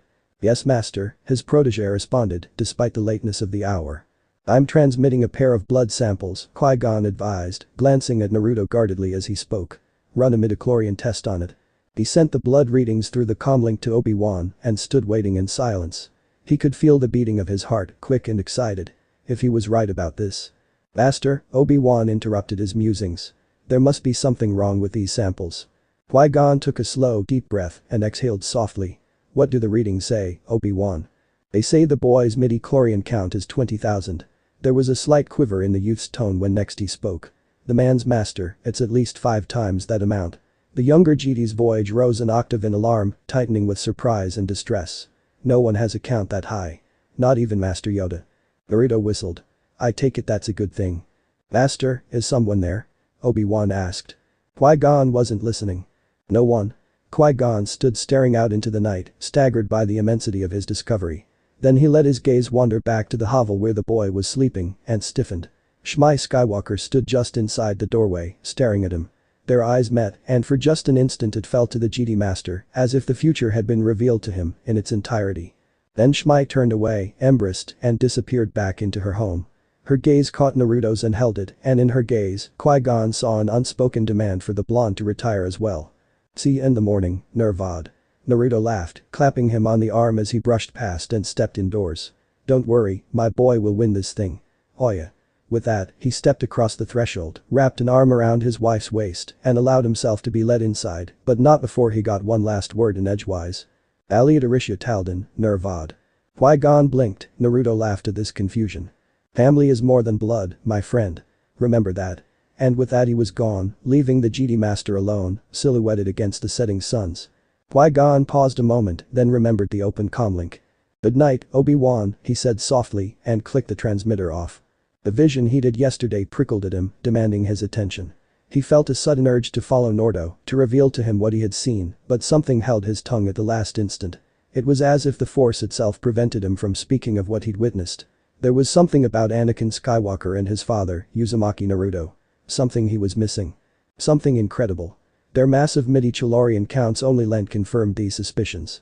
Ironically, his mind gravitated back to Naruto's words. Nervad. From what Qui-Gon knew of the Mandalorian language, he'd just been referred to as family. As a friend.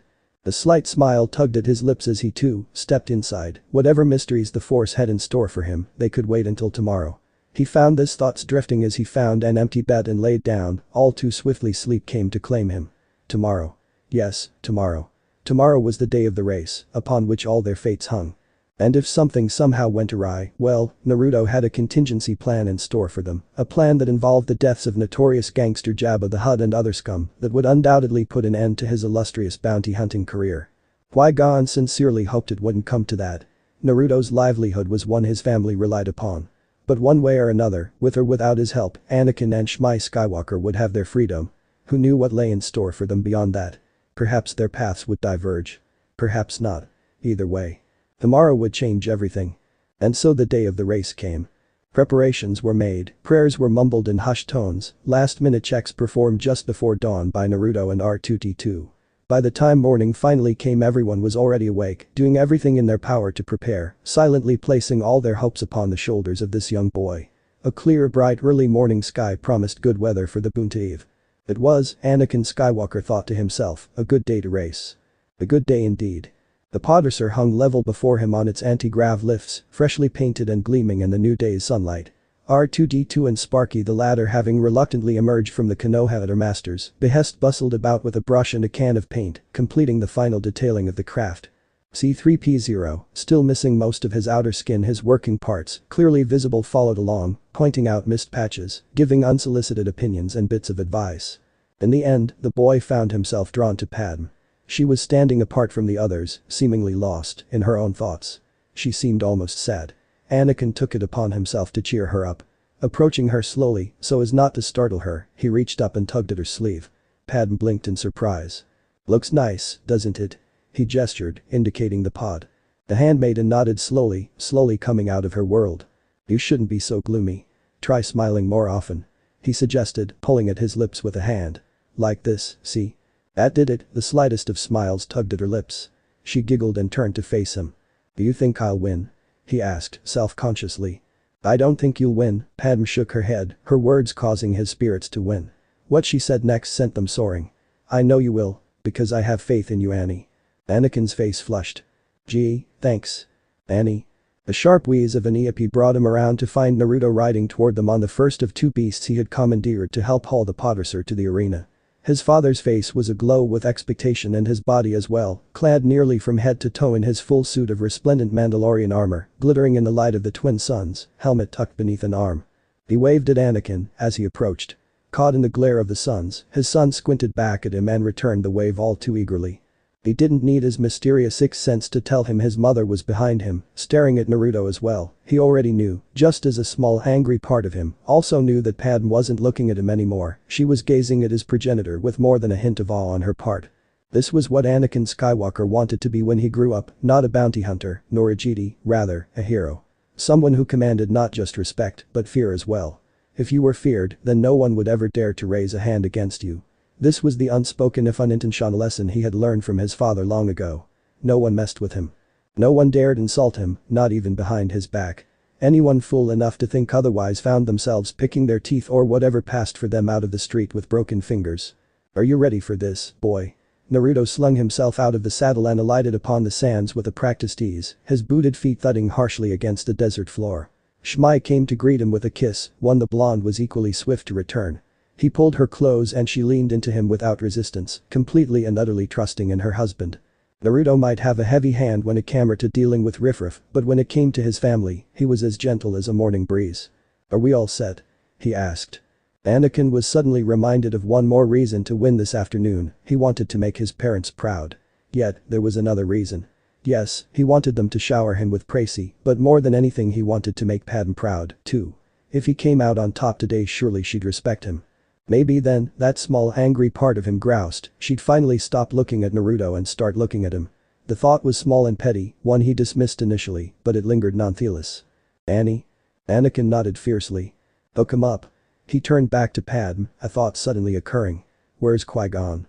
The girl gestured. He left with Jar Jar for the arena. They've gone to find Watto. Anakin sprinted to his bedroom to wash and dress. Qui-Gon Jinn strolled through the main hangar of Mos Espa Podreser Arena, glancing at the activity about him with seemingly casual interest.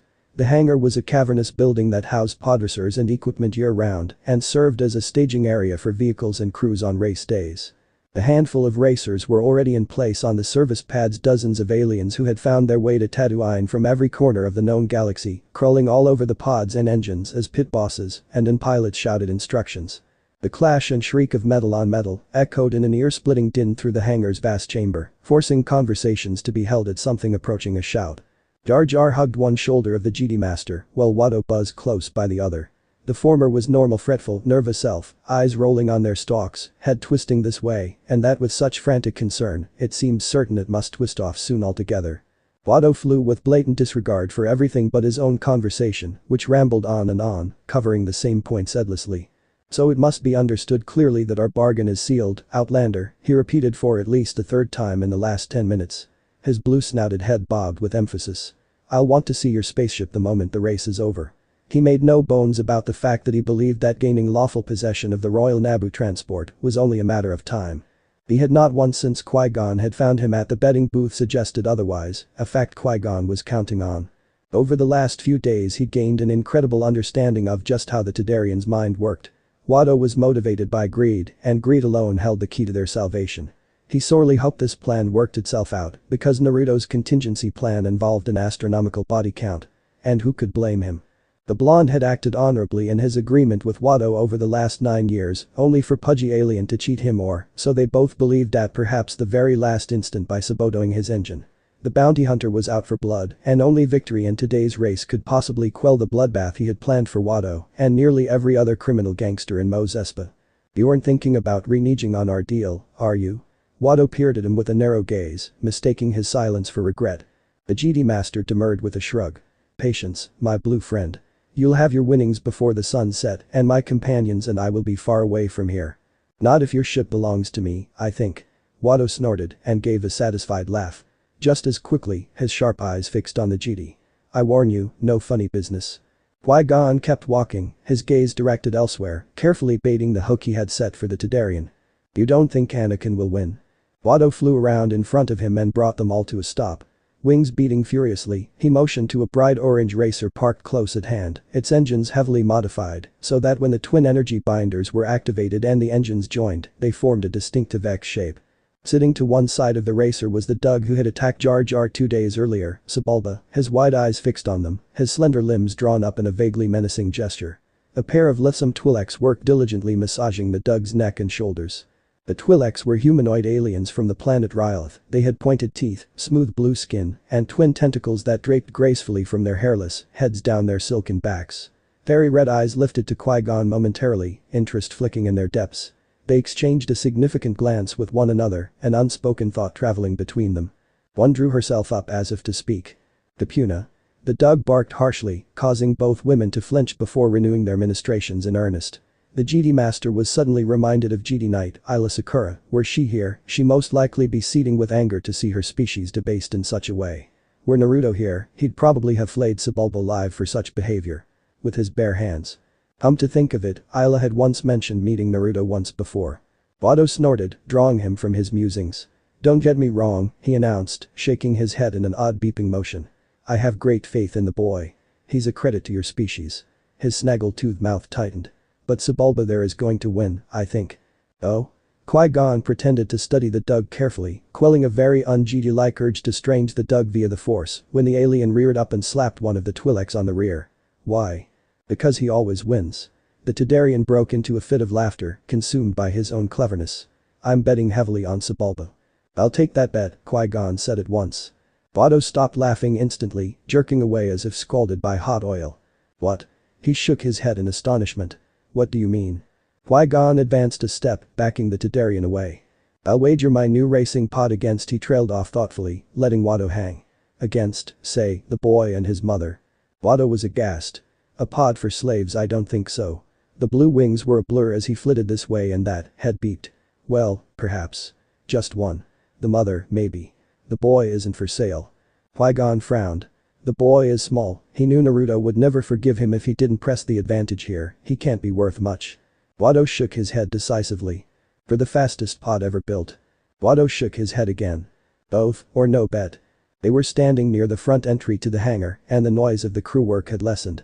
Beyond, the arena stands rose against the desert sky, a vast curved complex complete with boxes for the huts, a race announcer's booth, course monitoring equipment, and food stands.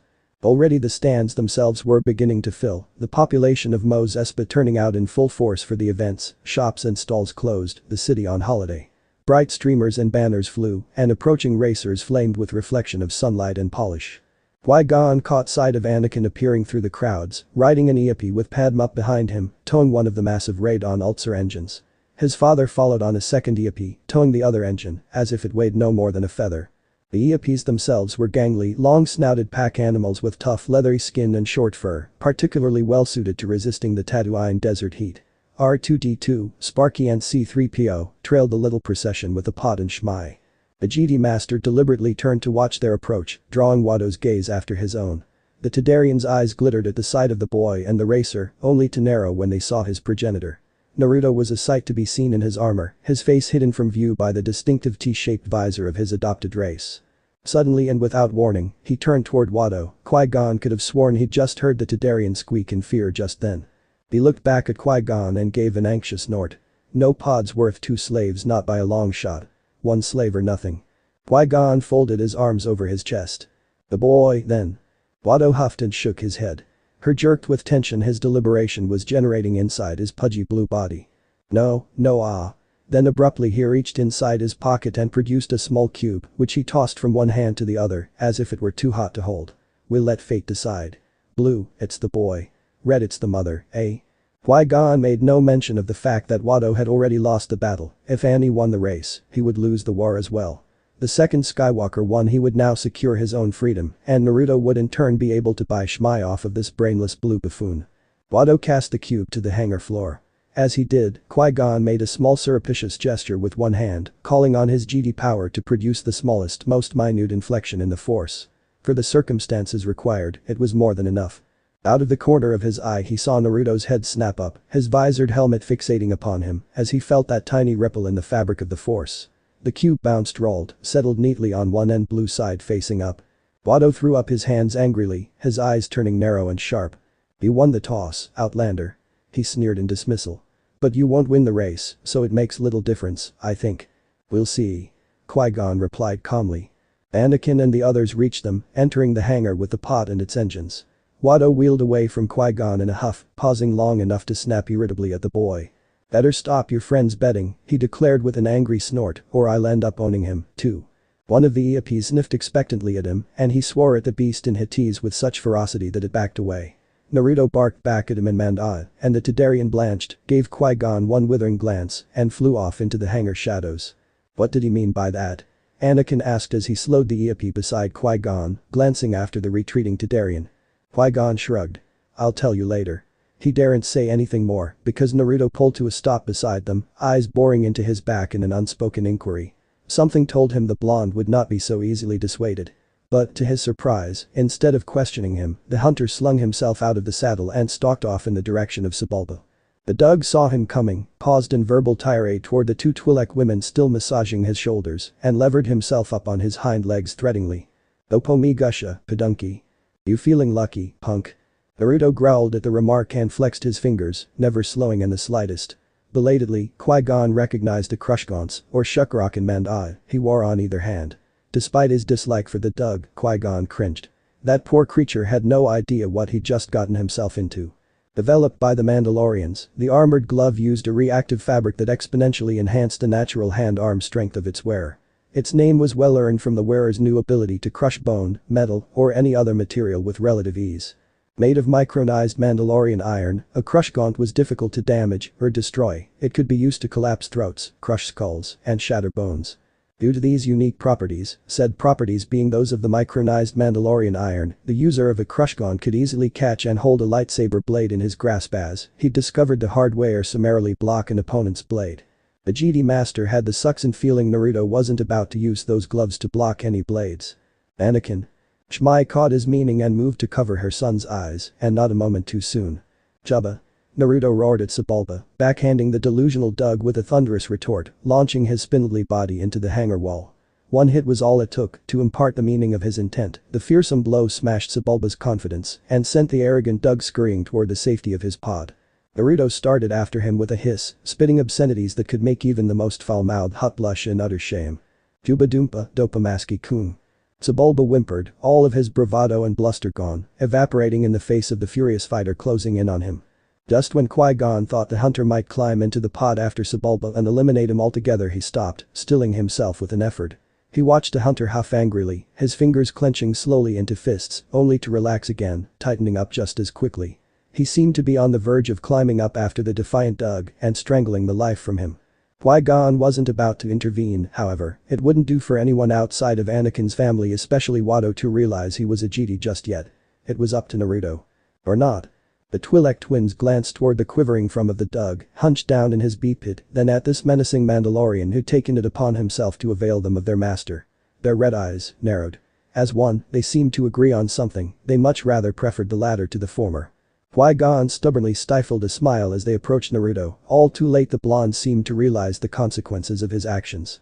An angry grunt dissolved into a muffled gasp of disbelief as each woman looped an arm in his and simultaneously reached up with the other to remove his helmet in tandem. "Wahey." His head whipped left and right in surprise. "Ladies. What the devil are you doing?" "Malorda, Murashani." One of them purred in Hittese, stroking his cheek. "No bada tutu." Naruto shook his head rapidly and uttered a denial in the same language, but the girls were having none of it. "Malorda." The second sister repeated, firmly. It took Qui-Gon but a moment to mentally translate their conversation. Roughly, the pair were referring to Naruto as their lord or master bounty hunter, much to the blonde's complete consternation. And then they went a step further than that with their affections, further proving Qui-Gon's suspicion that they were slaves by choice, lacking the transmitters possessed by Shmi and Anakin to keep them from fleeing. That did not, however, prevent them from doing this. Blue eyes narrowed in confusion, then widened in shock as each placed a soft kiss against his whiskered cheeks. To his credit, the hunter did not blush. Not in the slightest. Instead he squirmed and raised both hands, crossing his fingers in a strange shape.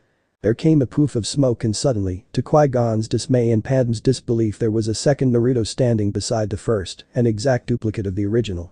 He promptly set to work at an unspoken command, the clone did, mysteriously swapping places with the original, freeing him from the lithesome pair at its own expense. Thus freed, Naruto stumbled back toward the others, snatching his helmet off the floor and donning it before he could be kissed again. The Twi'leks regarded the second Naruto in their arms with some confusion. How could he be both here and standing over there? Eventually they shrugged and turned their attention to the clone, much to Naruto's relief.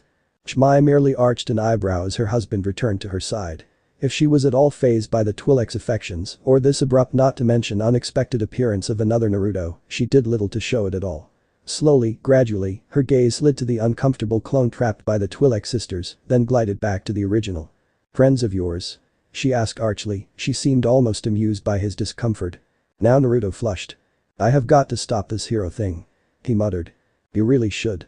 Shmi agreed wholeheartedly as she uncovered their son's eyes and glanced at the enamored girls. "So, what do you plan to do with them?" "Eh?" Naruto blinked. "I asked, what do you intend to do with these girls now that you've scared their master off?" Naruto was just about to offer up the feeble protest that he hadn't scared Sebulba that badly, but when he turned to look for the despicable Doug, he was nowhere to be found. Anakin snickered softly, his father shot him a scathing glare. "Not you too, Annie." For the first time since Qui-Gon had met him, the hunter seemed to be genuinely at a loss for words, and Shmi was still expecting an answer to her question. "Well, I guess I'll just leave the clone with them and we can get out here while they're." A soft poof answered that question.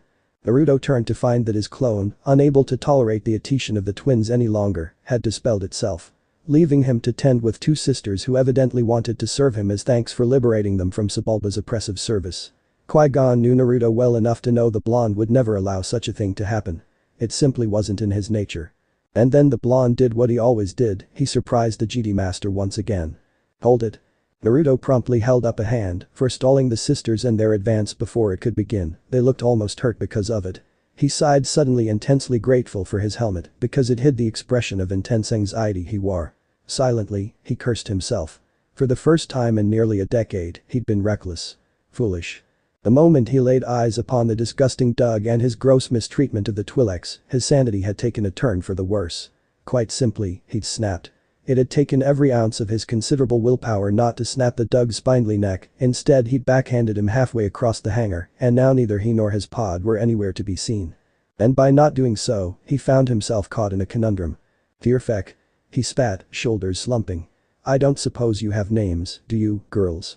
The twins exchanged a glance, murmured between themselves. "Bet." The first said softly. "Set," echoed the second. Naruto nodded. "Good, good." They spoke basic. "Alright then, Bet-san, Set-san, my name is Naruto. Uzumaki Naruto." He waited for the words to sink in. "Do you understand?" At their nod, he continued. "Do you two have anywhere to go?" He gestured with his hands. "A home or something?" A shake of the head from both. "No. We have nowhere else to go, master." Vet replied in fluent Hittese. "Oi oi," Naruto shook his head slowly. "Cut that out. I'm not your master. I can't stand the idea of slavery." Set blinked, her leku curling in genuine surprise. "But." "No buts." Naruto was emphatic, his words stern. He frowned, looking to Qui-Gon for an answer. The GD master shrugged, and it was then that Naruto realized he was on his own.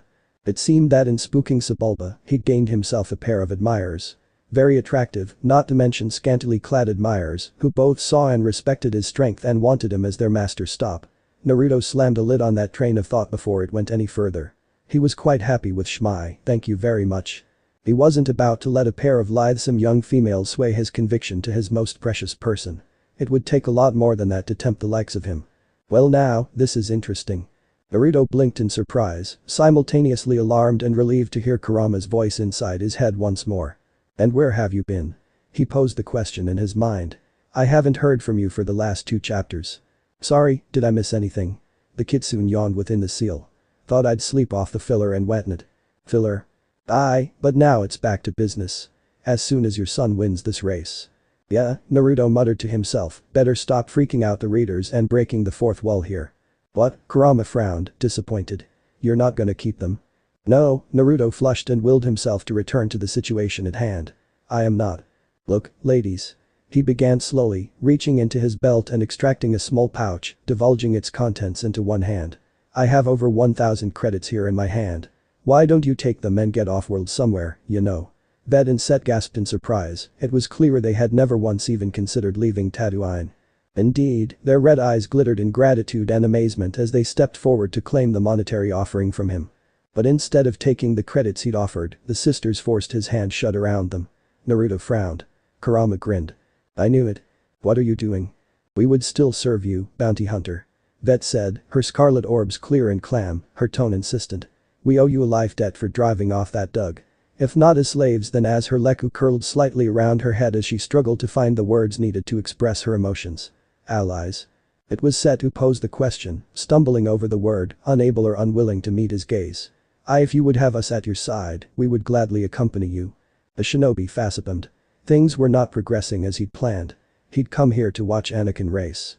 The absolute last thing he needed was a pair of Twi'lek helpers aboard his ship. He didn't need the Force to know Shmi was watching him, waiting for his response. Oddly enough he couldn't sense any anger from her. She seemed more amused than anything. Of course she would be. He was so rarely flustered by anything anymore, so of course she had to be enjoying this. Qui-Gon, he hissed beneath his breath, buddy, can't you use a mind trick or something? Help me out here. The GD master shook his head. It only works on the weak-minded, I'm afraid. Naruto spat. Shmi. His wife offered a mild shrug, she did not feel threatened in the slightest by these two. Why not? Ugh, I just know I'm going to regret this but fine. The bounty hunter growled behind his helmet and flung up his hands in exasperation. You can come with us. But only until the next planet and please for the love of Kami, get some clothes on. I can't think properly when the two of you are dressed like that. The sisters giggled at his remark and swiftly set out to do just that, leaving the group to marvel at what the bounty hunter had just done. Naruto could feel his cheeks burning beneath his helm, hotter than the twin suns of Tatooine. I knew you'd cave. Kurama gloated. You just can't resist a pretty face. Let's get going, Naruto snapped, stubbornly ignoring his tentant. This is so wizard, Annie. Anakin's best friend, Kitster grinned, heedless of the bounty hunter's close call. I'm sure you'll do it this time. Adam's gaze shifted from one to the other. Do what? She asked suspiciously. Kitster beamed. Finish the race, of course. The girl paled. Her eyes burned into Anakin. You've never even finished a race. She demanded incredulously. The boy blushed. Well, not exactly. His mouth tightened with determination. But Kitster's right. I will this time. Naruto managed to disentangle himself from his thoughts long enough to pat the boy's head. Of course you will, he agreed, the helmet modulating his words with a metallic ring. Just remember what I taught you, and everything will be alright. Anakin nodded firmly, doing his best to conceal his nervousness. I won't let you down, Dad. Just be sure to watch out for Sebulba. He's probably pretty pissed after the beating I gave him. Naruto laughed. Oh, and him. He started to say something else, but Set and Vet chose that moment to return and he found himself occupied once more. Apparently the pair had managed to spirit away some desert cloaks from the stands above to cover themselves and wanted to know what he thought of them. Qui-Gon restrained a tight smile as Naruto praised his new aides for doing this without being caught. The man truly was a marvel. One moment he was a cold-hearted killer, the next he was a family man, a swashbuckling hero, rider of all that was wrong with the universe, master of the blade. The list went on and on. From atop the EAP, Padme Barry just stared at the scene wordlessly. Naruto was a better man than she thought. Not only did he abhor slavery nearly as much if not more so as she, but he was also a sound man of honor and principle. He was extraordinary. Powerful. Exceptional. Never in her life had she seen someone capable of creating clones of themselves in a matter of minutes, producing, living, breathing duplicates that were capable of independent thought. She didn't need to see his face to read his body language, for a split second there, he'd been distinctly uncomfortable around the Twi'lek twins. One glance with Qui-Gon was more than enough to confirm her suspicions, the GD Master shared her suspicions and was likewise stunned by the blonde's ability to duplicate himself. Her mind awhirl with possibilities, she handed Qui-Gon the reins to the EAP and allowed herself to follow after Anakin and the others. Perhaps, she might have underestimated his Maki Naruto. In the center of Mos Espa the crowds were beginning to thin as the population gravitated in increasing numbers toward the Podracer arena at the edge of the spaceport. Most of the shops and stalls were already closed and the rest were in the process of doing so. Owners and vendors were completing sales and glancing anxiously in the direction of the traffic's steady flow. Amid the confusion and bustle, a Sith probe droid slowly floated along, mechanical eyes traveling from shop to shop, from face to face, searching. Searching for a certain blonde bounty hunter. Over 100,000 beings had filled the Podusar arena by the mid-morning, jamming into the grandstand seats, crowding onto the broad viewing platforms, filling the available space. The arena soon became a vast sea of color and movement and sound in the emptiness of the surrounding desert. Flags and banners bearing the insignia of the racers and their sponsors waved over the assemblage, signifying favorites and creating impromptu cheering sections. Bands played in support of some of these racers, and isolated horns and drums beat in wild appreciation for all. Vendors walked the aisles, carrying food and drink from canopied stands to below to sell to the crowd. Everywhere, excitement and anticipation was building. Then a roar erupted as the racers began to emerge from the main hangar on the far side of the start line. One by one the Podusars hove into view, some towed by EAPs, some by hand, some by repulsorsled, all part of a long procession of pilots, pit crews, and hangers-on. Standard bearers, each carrying a flag that identified pilot and sponsor, marched along, forming a colorful line in front of the assembly of pods. Overhead, their twin sons of Tatooine shone down with a bright, hungry glare. As the racers moved onto the track in front of the arena stands, a flurry of movement in the royal box signified the arrival of Jabba the Hutt and Gardella, his female friend. Slithering into the cooled interior of the box, the two Hutts oozed their way along the flooring to their designated places, amid the bright silks that draped the rough stone. Jabba came foremost, proceeding directly to the arched overlook where he could be seen by the people of Mos Espa. Lifting his pudgy arms in greeting, he basked in the crowd's appreciative roar. Gardella muttered her approval, nodding her necklace head on the end of a thick shapeless body, slitted eyes glittering. A coterie of aliens and humans filed in behind the two Hutts, guests of Mos Espa's rulers on race day, a coveted designation. The long line of slave girls of varying species came last, each chained together, there for the amusement of those who had chosen freely to attend. Naruto beat his head and peered up into the stands, his eyes narrowed at the sight. While Jabba remained his primary employer in the Outer Rim, the Hutt's obsessive need for slaves disgusted him. His mind warred with his heart, wanting more than anything to free those poor girls, yet knowing he could not. Not without risking himself and upsetting the plan. Absently, he fingered the trigger against the small of his palm, flicking the catch open and shut. Once if pressed, it would activate a nasty surprise planted the night before, dozens of thermal detonators planted in the VIP box. Not even a Hutt could survive them. The only thing that prevented him from pressing the button was the girls. That, and the knowledge that he needed to wait until at least after the race, provided Annie lost when all those winnings were about to be sent down to the betting booths and collected before he could spirit his clones up there and free the girls, thereby removing the sole obstruction to putting his plan into action. Make no mistake, Naruto sincerely hoped Annie would win. It simply paid to have a contingency plan, just in case. Hell, he was tempted to blow the fat slug sky high anyway, just for laughs. Tabasso. Jabba rumbled in Hittese, his deep voice echoing through the sound enhancers and out across the flats. Tam Kachi Buntarulia, Kimata Druta Du 1D. Welcome. The crowd roared some more, arms and flags waving madly. Horn sounded as Jabba began his introduction of the racers. Naruto caught Sebulba out of the corner of his eye, standing immediately next to Anakin, hind legs reared up as he waved to the stands. Evidently the Doug hadn't chickened out after all. He did pale a bit, however, when he caught sight of Naruto. Good, the blonde thought to himself. Let him be afraid, frightened, he'll make more mistakes. And the more he makes, the easier it'll be for my boy to win. One by one, Jabba recognized the Podusar pilots. Naruto dutifully ignored the long list of names, a glance over his shoulder revealed Kitster at work attaching the Rand ulcers to Annie's pod with the Steelton cables, checking the fastenings with sharp tugs. He flashed Naruto a thumbs up, the blonde inclined his helmed head minutely in answerment. Any moment now. Maonik Tuta Hawk, Jabba boomed. Tito Poglis Tuta Munis Mandal. Anakin Skywalker Tuta Tatooine. Applause burst from the crowd, though it was not as enthusiastic as it had been for Sebulba, Gasgano, or several of the others. Anakin waved in response, eyes traveling over the thousands gathered, his mind already out in the flats. When he turned to walk to his racer, his mother was standing in front of him. Her smooth youthful face was calm and determined as she bent down to give him a hug and a kiss. Her eyes were steady as she backed a step off, her hands gripping his shoulders, and she could not quite mask the worry reflected there. Be safe, Annie. She told him. He nodded, swallowing. I will, Mom. I promise. She smiled, warm and reassuring, and moved away. Anakin continued on, watching Kitster and Jar Jar unhitch the earpiece so that Kitster could lead them away. R2-D2 and Sparky rolled up to him as one and beeped their own approval and reassurance. C-3PO solemnly warned against the dangers of driving too fast and wished his master well. All was ready.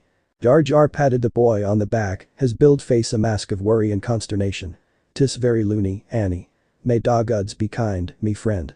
Bed and Set gave him well wishes of their own, they each bent down to kiss one of his cheeks, just as they'd done to his father only a few hours before. Anakin found himself flushing, cheeks warming in spite of the fact that he barely knew the Twi'lek sisters. There was just something about the two of them, something that suggested they were more than who they appeared to be. "We wish you luck, son of Naruto," Set murmured reverently. "May the winds carry you to victory," offered Vet. Out of the corner of his eye Anakin saw Sebulba wander over from his own racer and begin examining the boys. Hitching along on his spindly legs, he worked his way around the hulking Rand and Ulcers with undisguised interest. Stopping finally at the left engine, he suddenly banged hard on a stabilizer, glancing around quickly to see if anyone had noticed. Anakin didn't. Naruto did. Even as he felt the urge to murder the Dug for touching his son's pod, he surreptitiously sidled over to the Dug's own racer and thrust a hand deep into its orange belly, severing the tenuous lines that controlled the fine-tuned steering the Pord so desperately relied upon. His mission complete, he walked back toward Anakin's pod and corrected the loosened stabilizer, whistling innocently. Padme appeared just then and bent down to kiss Anakin's dark cheek. Her dark eyes were intense. "You carry all our hopes," she said quietly. Anakin's lower lip jutted out. "I won't let you down." She gave him a long stare, then moved away. As she did so, Sebulba sidled up to him, his wizened, whiskery face leaning close. "You won't walk away from this one, slave scum," he wheezed softly, grinning. "Dear Bantha Poodoo." Anakin stood his ground, just as he'd been taught, giving the Dug a stony look. "Don't count on it, slime face." Qui-Gon and Naruto were approaching, and Sebulba backed away toward his own racer, malevolence mirrored in his flat stare. Horns blared, and a new roar rose from the crowd. Jabba the Hutt oozed to the lip of the royal box, his thick arms lifting. "Abazakundi.hamdrada," he growled. "Let the challenge begin." The roar of the crowd began to build even further. Naruto helped Anakin into his pod. The boy settled himself in place in the seat, securing his straps, fitting his old battered racing helmet over his head, and bringing down the goggles. It had been a gift to him from the blonde years ago, and never had he treasured it more than he did now. "Are you all set, Annie?" the GD Master asked calmly. "Of course he is." Naruto snapped back. He was born for this moment. Unlike some people, he shot a scathing glare at Sebulba. The boy nodded, eyes intense, steady. Qui-Gon held his gaze. "Remember, concentrate on the moment. Feel, don't think. Trust your instincts." He put a hand on the boy's shoulder and smiled. "May the force be with you, Annie. You can do this, son." Naruto's helmeted head nodded for a final time in reminder. "Don't let anyone else tell you otherwise." Then they backed away, and Anakin Skywalker was alone. Qui-Gon moved quickly through the crowd to the viewing platform where Shmi, Padme, and Jar Jar waited. Naruto trailed a few paces behind him, shadowed by Vet and Set. Qui-Gon still didn't know exactly what to make of the Twi'lek twins, save that he didn't trust them. Not yet. The pair moved with the lithesome grace of dancers. He glanced back only once at Anakin and found the boy calmly fitting his goggles in place. The GD Master nodded to himself. The boy would do all right. He mounted the viewing platform with Naruto and the women just as it began to lift into position for the race. Shmi gave him a worried questioning look. "He's fine," Qui-Gon assured her, touching her shoulder. Padme shook her head doubtfully. "You GD are far too reckless." "The Queen. The Queen trusts my judgment, young handmaiden." Qui-Gon interrupted smoothly, directing his words only to her. "Perhaps you should, too." She glared at him. "You assume too much." Naruto chuckled softly, it earned him a curious look from both. "What?" "No, it's nothing, you just remind me of some old friends of mine." The viewing platform locked into place, and all eyes turned towards the racers. Energy binders were engaged, powerful electromagnetic currents arsing between coaxial plates, locking the twin engines of each podracer together as a single unit. Now the engines themselves began to turn over, their booming coughs and rumbles mingling with and then overwhelming the roar of the crowd. Flag bearers and pit crews moved hastily aside, clearing the start line beneath the arch that marked the beginning and end of the race. Overhead, a red light held the racers in place. Anticipating the green, the pilots gunned their engines, the massive casings shaking with the force of the power they generated, the cables that bound them to the pods and their drivers straining to break free. Standing next to Qui-Gon, Jar Jar Binks covered his eyes in dismay. "Me no watch. Dis gonna be messy." Though he could not bring himself to say so, the GD Master was inclined to agree. "Steady, Anakin Skywalker," he thought to himself. "Concentrate." Naruto stood up and ripped off his helmet, revealing the anxious eyes within. "Oh, Annie." Then the light over the starting line flashed bright green, and the race was underway. It felt like hours, but in reality, the race was over in only a few minutes. Naruto could sense his son out there on the flats, and one other. Sebulba. The Doug was jockeying wildly to keep the lead, Anakin was snapping at his heels like an ackhound starved for meat. Whether through design or accident, all the other racers had either crashed or fallen too far behind to make any meaningful difference here in the last lap. But not Annie. No matter how many times the Doug blocked him, he still kept at it, quick on the draw, determined, ready to pounce upon the slightest opportunity. Finally, Anakin shifted left, then right. But this time when Sebulba moved to block him, Anakin faked a third shift, drawing the Doug left again. The instant Sebulba began his blocking move, Anakin jerked his racer hard to the right and nosed in beside the Doug. Down the flat, open final stretch of the course the podracers tore, side by side, the arena stands and warding statuary beginning to take shape ahead. Sebulba screamed in frustration and deliberately swerved his pod into Anakin's. Infuriated by the boy's dogged persistence, he slammed into him once, twice, 3 times. But on the 4th strike Sebulba made a mistake, swerving too hard in a desperate attempt to force the boy off and into the ground, juking hard to the right. His damaged steering vane courtesy of Naruto chose that moment to break. The Doug's pod shot forward as if catapulted, collapsing the tow lines, sending both X-shaped engines screaming out of control. One engine slammed into a piece of ancient statuary and disintegrated into flames. Then the second went, ramming into the sand and exploding in a massive fireball. The towing cables broke free, and the Doug's pod was sent skidding through the flaming wreckage of the engines, twisting and bumping violently along the desert floor to a smoking stop. Sebulba extricated himself in a shrieking fit, throwing pieces of his ruined pod in all directions, only to discover that his pants were on fire. "Voodoo!" he screamed. Anakin Skywalker flew overhead, the exhausts from the big Randon ulcers sending sand and grit into the Doug's face in a stinging spray. Hanging on to mountain control as he crossed the finish line, he became, at 9 years of age, the youngest winner ever of the Bunta Eve race. "Boya!" Naruto roared the Manda phrase from behind his helmet with gusto, the words momentarily scramming the HUD's vocoders. "There we go. That's my boy." Without pause or preamble his jetpack flared to life, carrying him from the platform to the sands below. As the viewing platform he occupied with Shmi, Padme, Bet and Set slowly lowered, Qui-Gon watched a crowd surge toward Anakin's racer. The boy had brought the pod to a skidding in the center of the raceway, shut down the Randon ulcers, and climbed out. Kitster had already reached him and was hugging him tightly, R2-D2, Sparky, and C-3PO were scuttling around them both. When Naruto and their crowd converged mere moments later, they hoisted Anakin aloft and carried him away, chanting his name. Qui-Gon exchanged a warm smile with Shmi, nodding his approval of the boy's performance. Anakin Skywalker was special indeed. The viewing platform settled in smoothly, and its occupants offloaded onto the raceway in a rush. Allowing his companions to join the celebration, the GD Master turned back toward the stands. Ascending the stairway swiftly, he reached Watto's private box in minutes. A knot of aliens departed in front of him, laughing and joking in several languages, counting fistfuls of currency and credits. Watto was staring out at the chanting crowd, hovering at the edge of the viewport, a dejected look on his wrinkled blue face. The moment he caught sight of Qui-Gon, his dejection transformed and he flew at the GD Master in undisguised fury. You swindled me." He bounced in the air in front of Qui-Gon, shaking with rage. "You knew the boy was going to win. Somehow you knew it. I lost everything." Qui-Gon smiled benignly. "Whenever you gamble, my friend, eventually you'll lose. Today wasn't your day." The smile dropped away. "Bring the hyperdrive parts to the main hangar right away. A new engine for Naruto, as well. I'll come by your shop later so you can release the boy." The Tadarian shoved his snout against Qui-Gon's nose. "You can't have him. It wasn't a fair bet."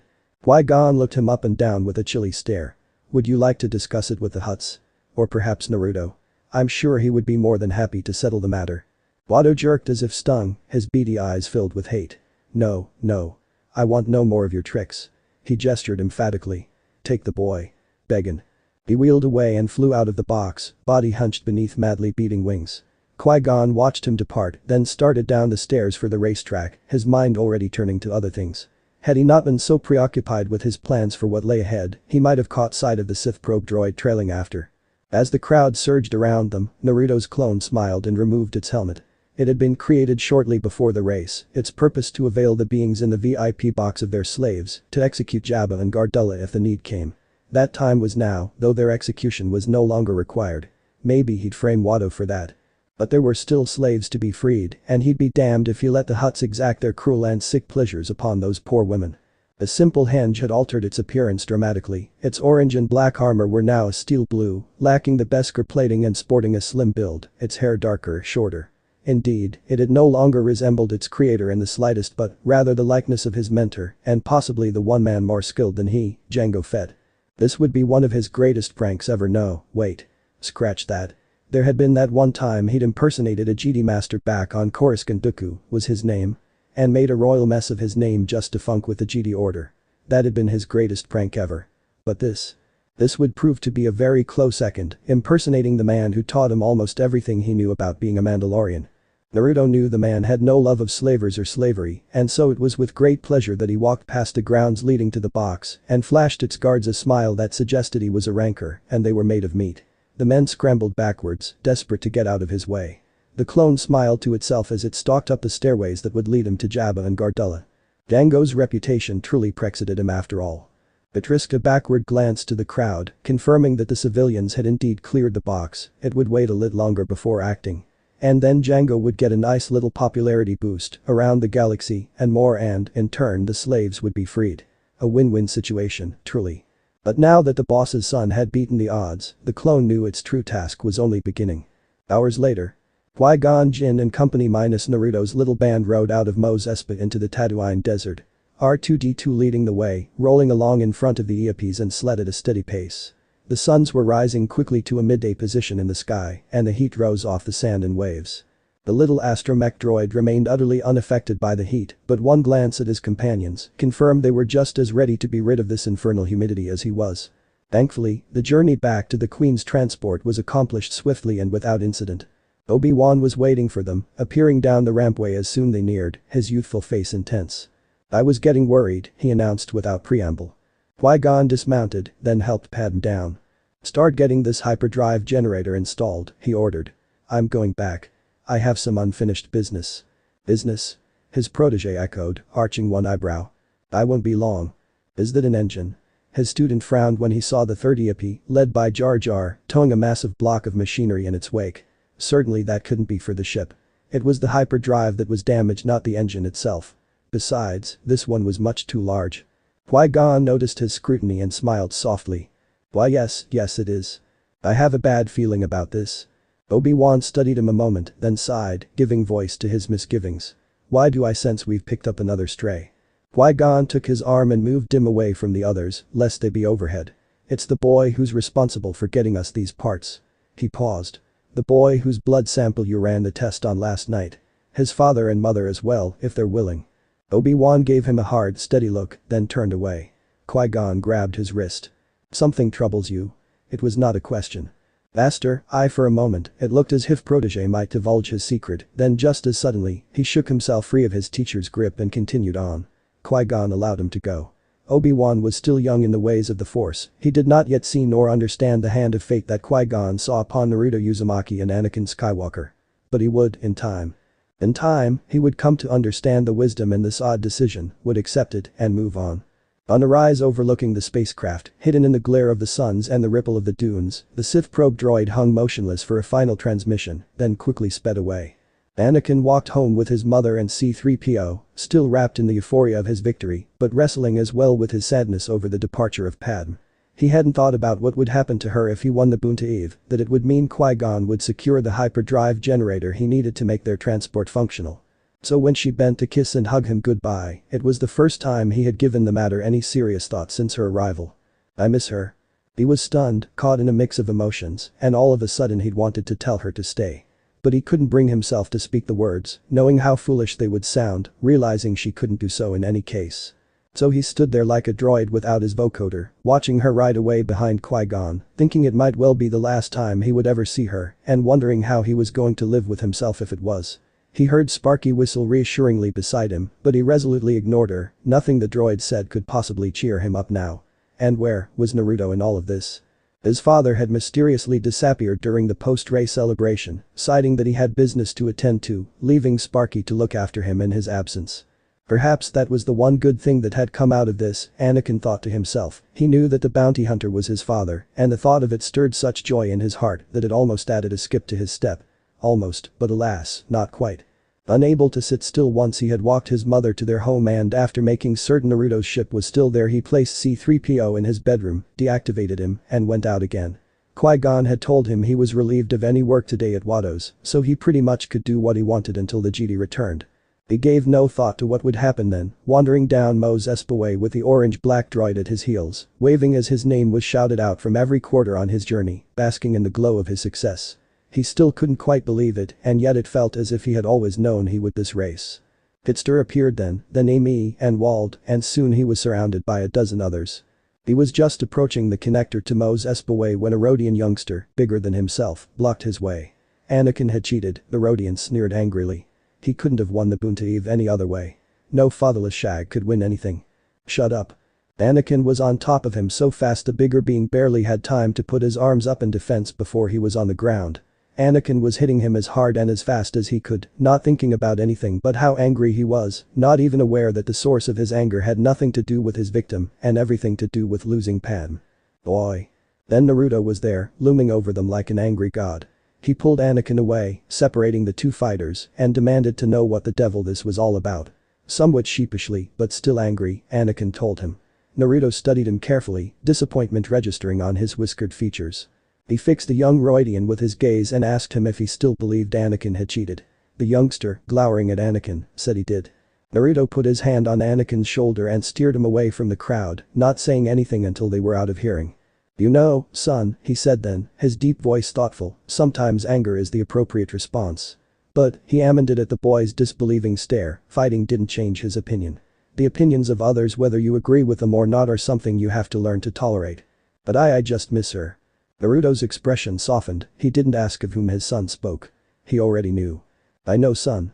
But it'll be alright. I promise it will. Isn't that right, Sparky?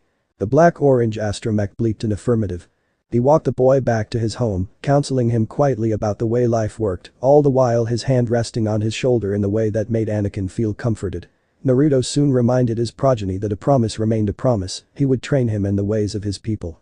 As they neared the boy's home, Anakin had already begun to feel a tiny bit better about things. Pad might be gone for good, but at least he had something to look forward to now. He would become a strong warrior, a hero, just like his father. That was almost as good as becoming a Jedi Knight, he supposed. Imagine his surprise when they found Qui-Gon there, waiting for them. With an engine. An engine. Naruto made a squelching sound behind his helmet, he was clearly just as surprised to find the Jedi Master waiting for the two of them. Bed and Set were there with him as well, their desert cloaks replaced by long flowing diaphana silks. Even from here, the Twi'leks could heard chattering at the Jedi Master in Hittese, just as they could also be seen by the Konoha stubbornly, barring Qui-Gon's path with virulence alone, guarding the entrance to Naruto's beloved vessel, as though all their very lives depended on it. And they just might, as the bounty hunter took his arm away from his son's shoulder and stalked forward. The Jedi saw them coming and turned away, ending his heated discussion with the Twi'leks. Naruto never even bothered to slow his stride, he barreled right past the three of them, fixated on the massive engine block that held his prize. There was a moment of silence as his booted feet ground to a halt only a few feet away from the massive hunk of transparent steel. Abruptly he jerked back and flung his arms wide. It's beautiful. He exclaimed, gazing longingly upon the fresh engine the Jedi had provided for him. Where did you get it? Hondi's it a gift from Watto. Magnificent bastard. Naruto exclaimed for only the second time since they'd met. Just give me a minute, I'll have it installed in no time. He turned and crossed his fingers together, just like that, the desert vanished in a plume of smoke, only to reappear suddenly flooded with dozens of clones, each cracking their knuckles expectantly. Hop to it, boys. The original declared. I want that thing installed and tested in the next 5 minutes. As one, his minion saluted and moved forward. Engine aside, why are you still here? Naruto frowned at the Jedi as his doppelgangers set to their work. Thought you would have left by now, Nervod. In answerment the Jedi reached beneath his poncho and produced a leather pouch filled with credits. He handed it to Annie. These are yours, he announced. I sold the pod. He pursed his lips. To a particularly surly and rather insistent Doug. Naruto arched an eyebrow. You did what? Anakin accepted the bag, grinning broadly, the fight and its cause now fully forgotten. He ran up the steps to his door and burst through, Qui-Gon and Naruto following silently, the latter with a frown. He didn't like this one bit because there was more at work here than appeared to meet the eye. Mom. Anakin cried out as she appeared to greet him. Guess what? Qui-Gon sold the pod. Look at all the money we have. He produced the leather pouch and dropped it into her hands, enjoying the startled look on her face. Oh, my goodness. She breathed softly, staring down at the bulging pouch. Annie, that's wonderful. Her eyes lifted quickly to meet Qui-Gon's. The GD stepped forward, holding her gaze, and it was then, at that very moment, that Naruto finally understood what was happening. Annie has been freed. The words left his lips at the same time in which Qui-Gon spoke them, their voices overlapping in eerie duality. The boy's eyes went wide. What? Qui-Gon glanced down at him kindly. You are no longer a slave. Shmi Skywalker stared at the GD in disbelief, her smooth face rigid, her eyes mirroring her shock and disbelief, one Naruto readily shared. So that was what Watto had meant by Qui-Gon's betting. The GD master had wagered Anakin's freedom on the outcome of the race and come out on top. Must have been working on his poker face, the blonde mused. And then it hit him like a thunderbolt crackling across the arid skies of this humid and hellish planet. He could free Shmi. With his engine restored and his son freed, he had more than enough to free her, this woman he wanted to marry, whom he already considered his wife in all but name. All that remained was to purchase her from Watto himself and be done with it. Mom? Dad? Did you hear that? Did you? Anakin let out a whoop and jumped as high as he possibly could manage, nearly to his waist. It wasn't possible. But he knew it was true, that it really was. Naruto gave up a harsh cough and he managed to collect himself. Was that part of the prize, or what? He asked, grinning. Qui-Gon grinned back. Let's just say Watto learned an important lesson about gambling. Shmi was shaking her head, still stunned by the news, working it through. But the sight of Anakin made everything clear for her in an instant. She reached out and pressed him to her. Now you can make your dreams come true, Annie. She whispered, her face radiant as she touched his cheek. You're free. He knew. She knew. And so did Naruto. The blonde bounty hunter was practically quivering with an emotion she scarcely remembers seeing in him. Anger.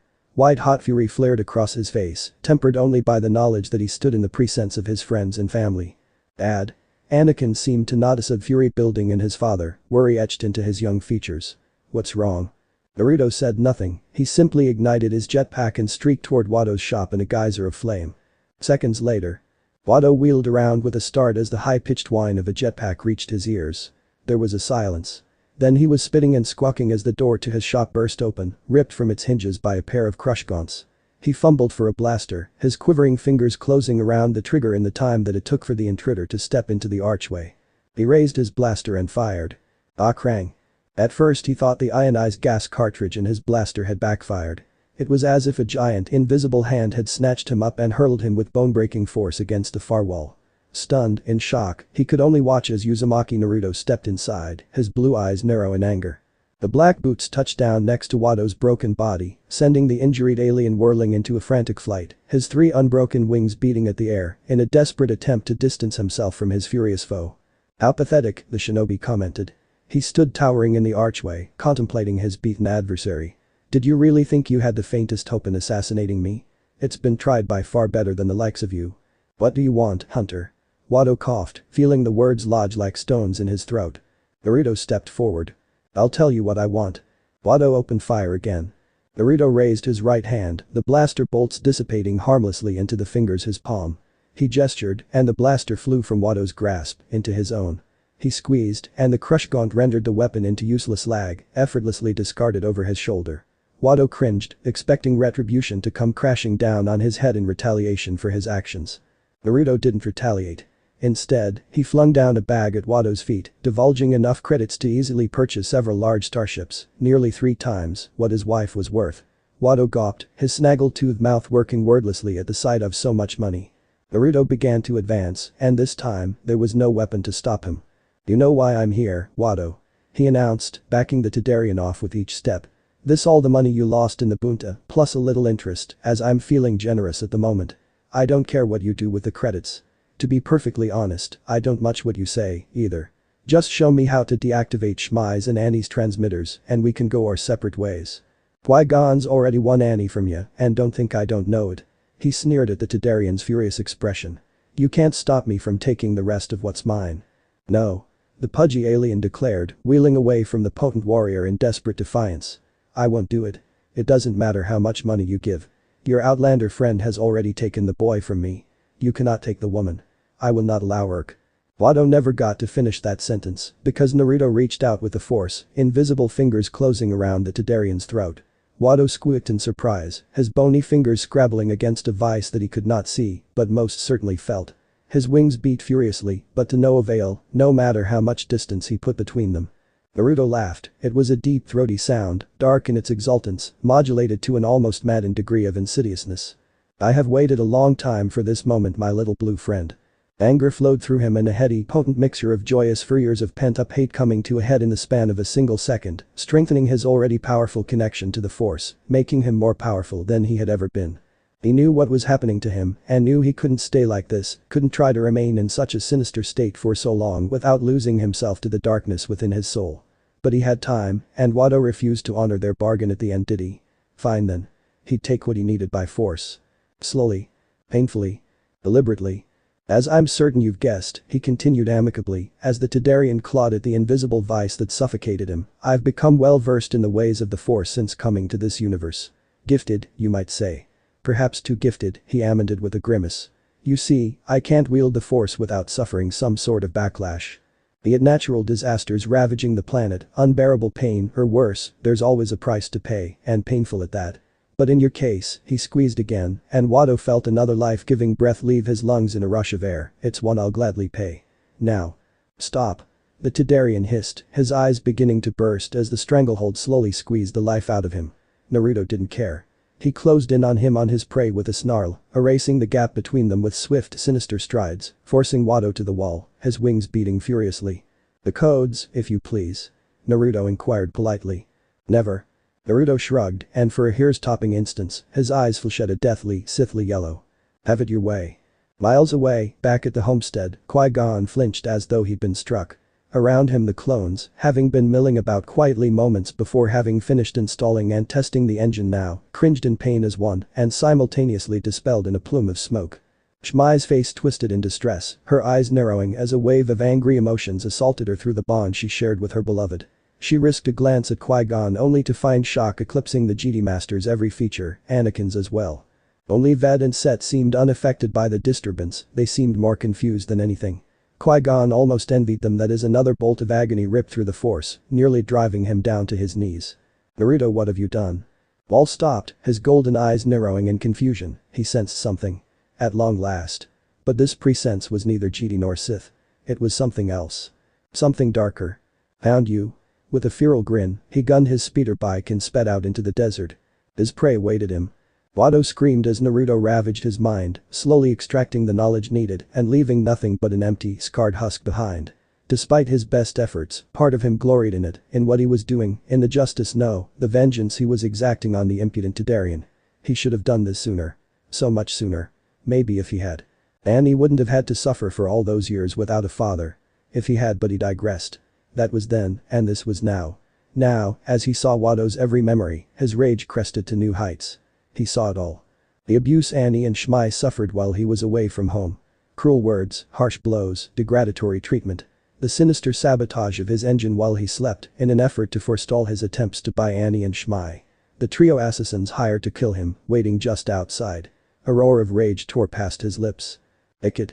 Naruto cast Wado down to the floor and released him, allowing the broken alien to rasp in a desperate gasp of air through his swollen, necklace throat.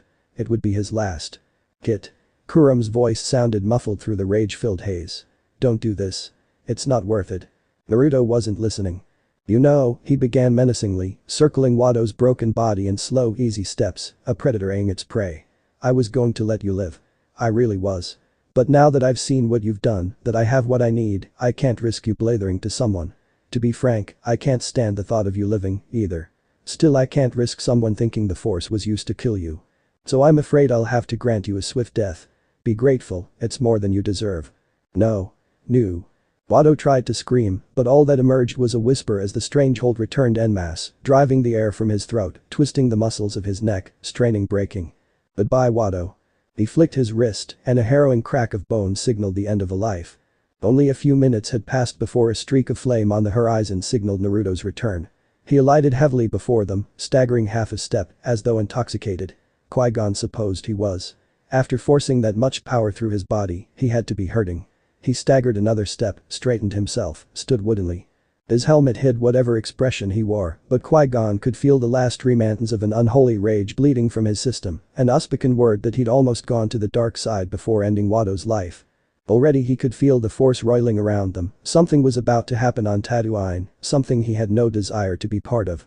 Naruto had delved too deeply into the force, and now it was preparing to try and retaliate in a massive fashion. The sky was already darkening on the horizon in a massive sandstorm.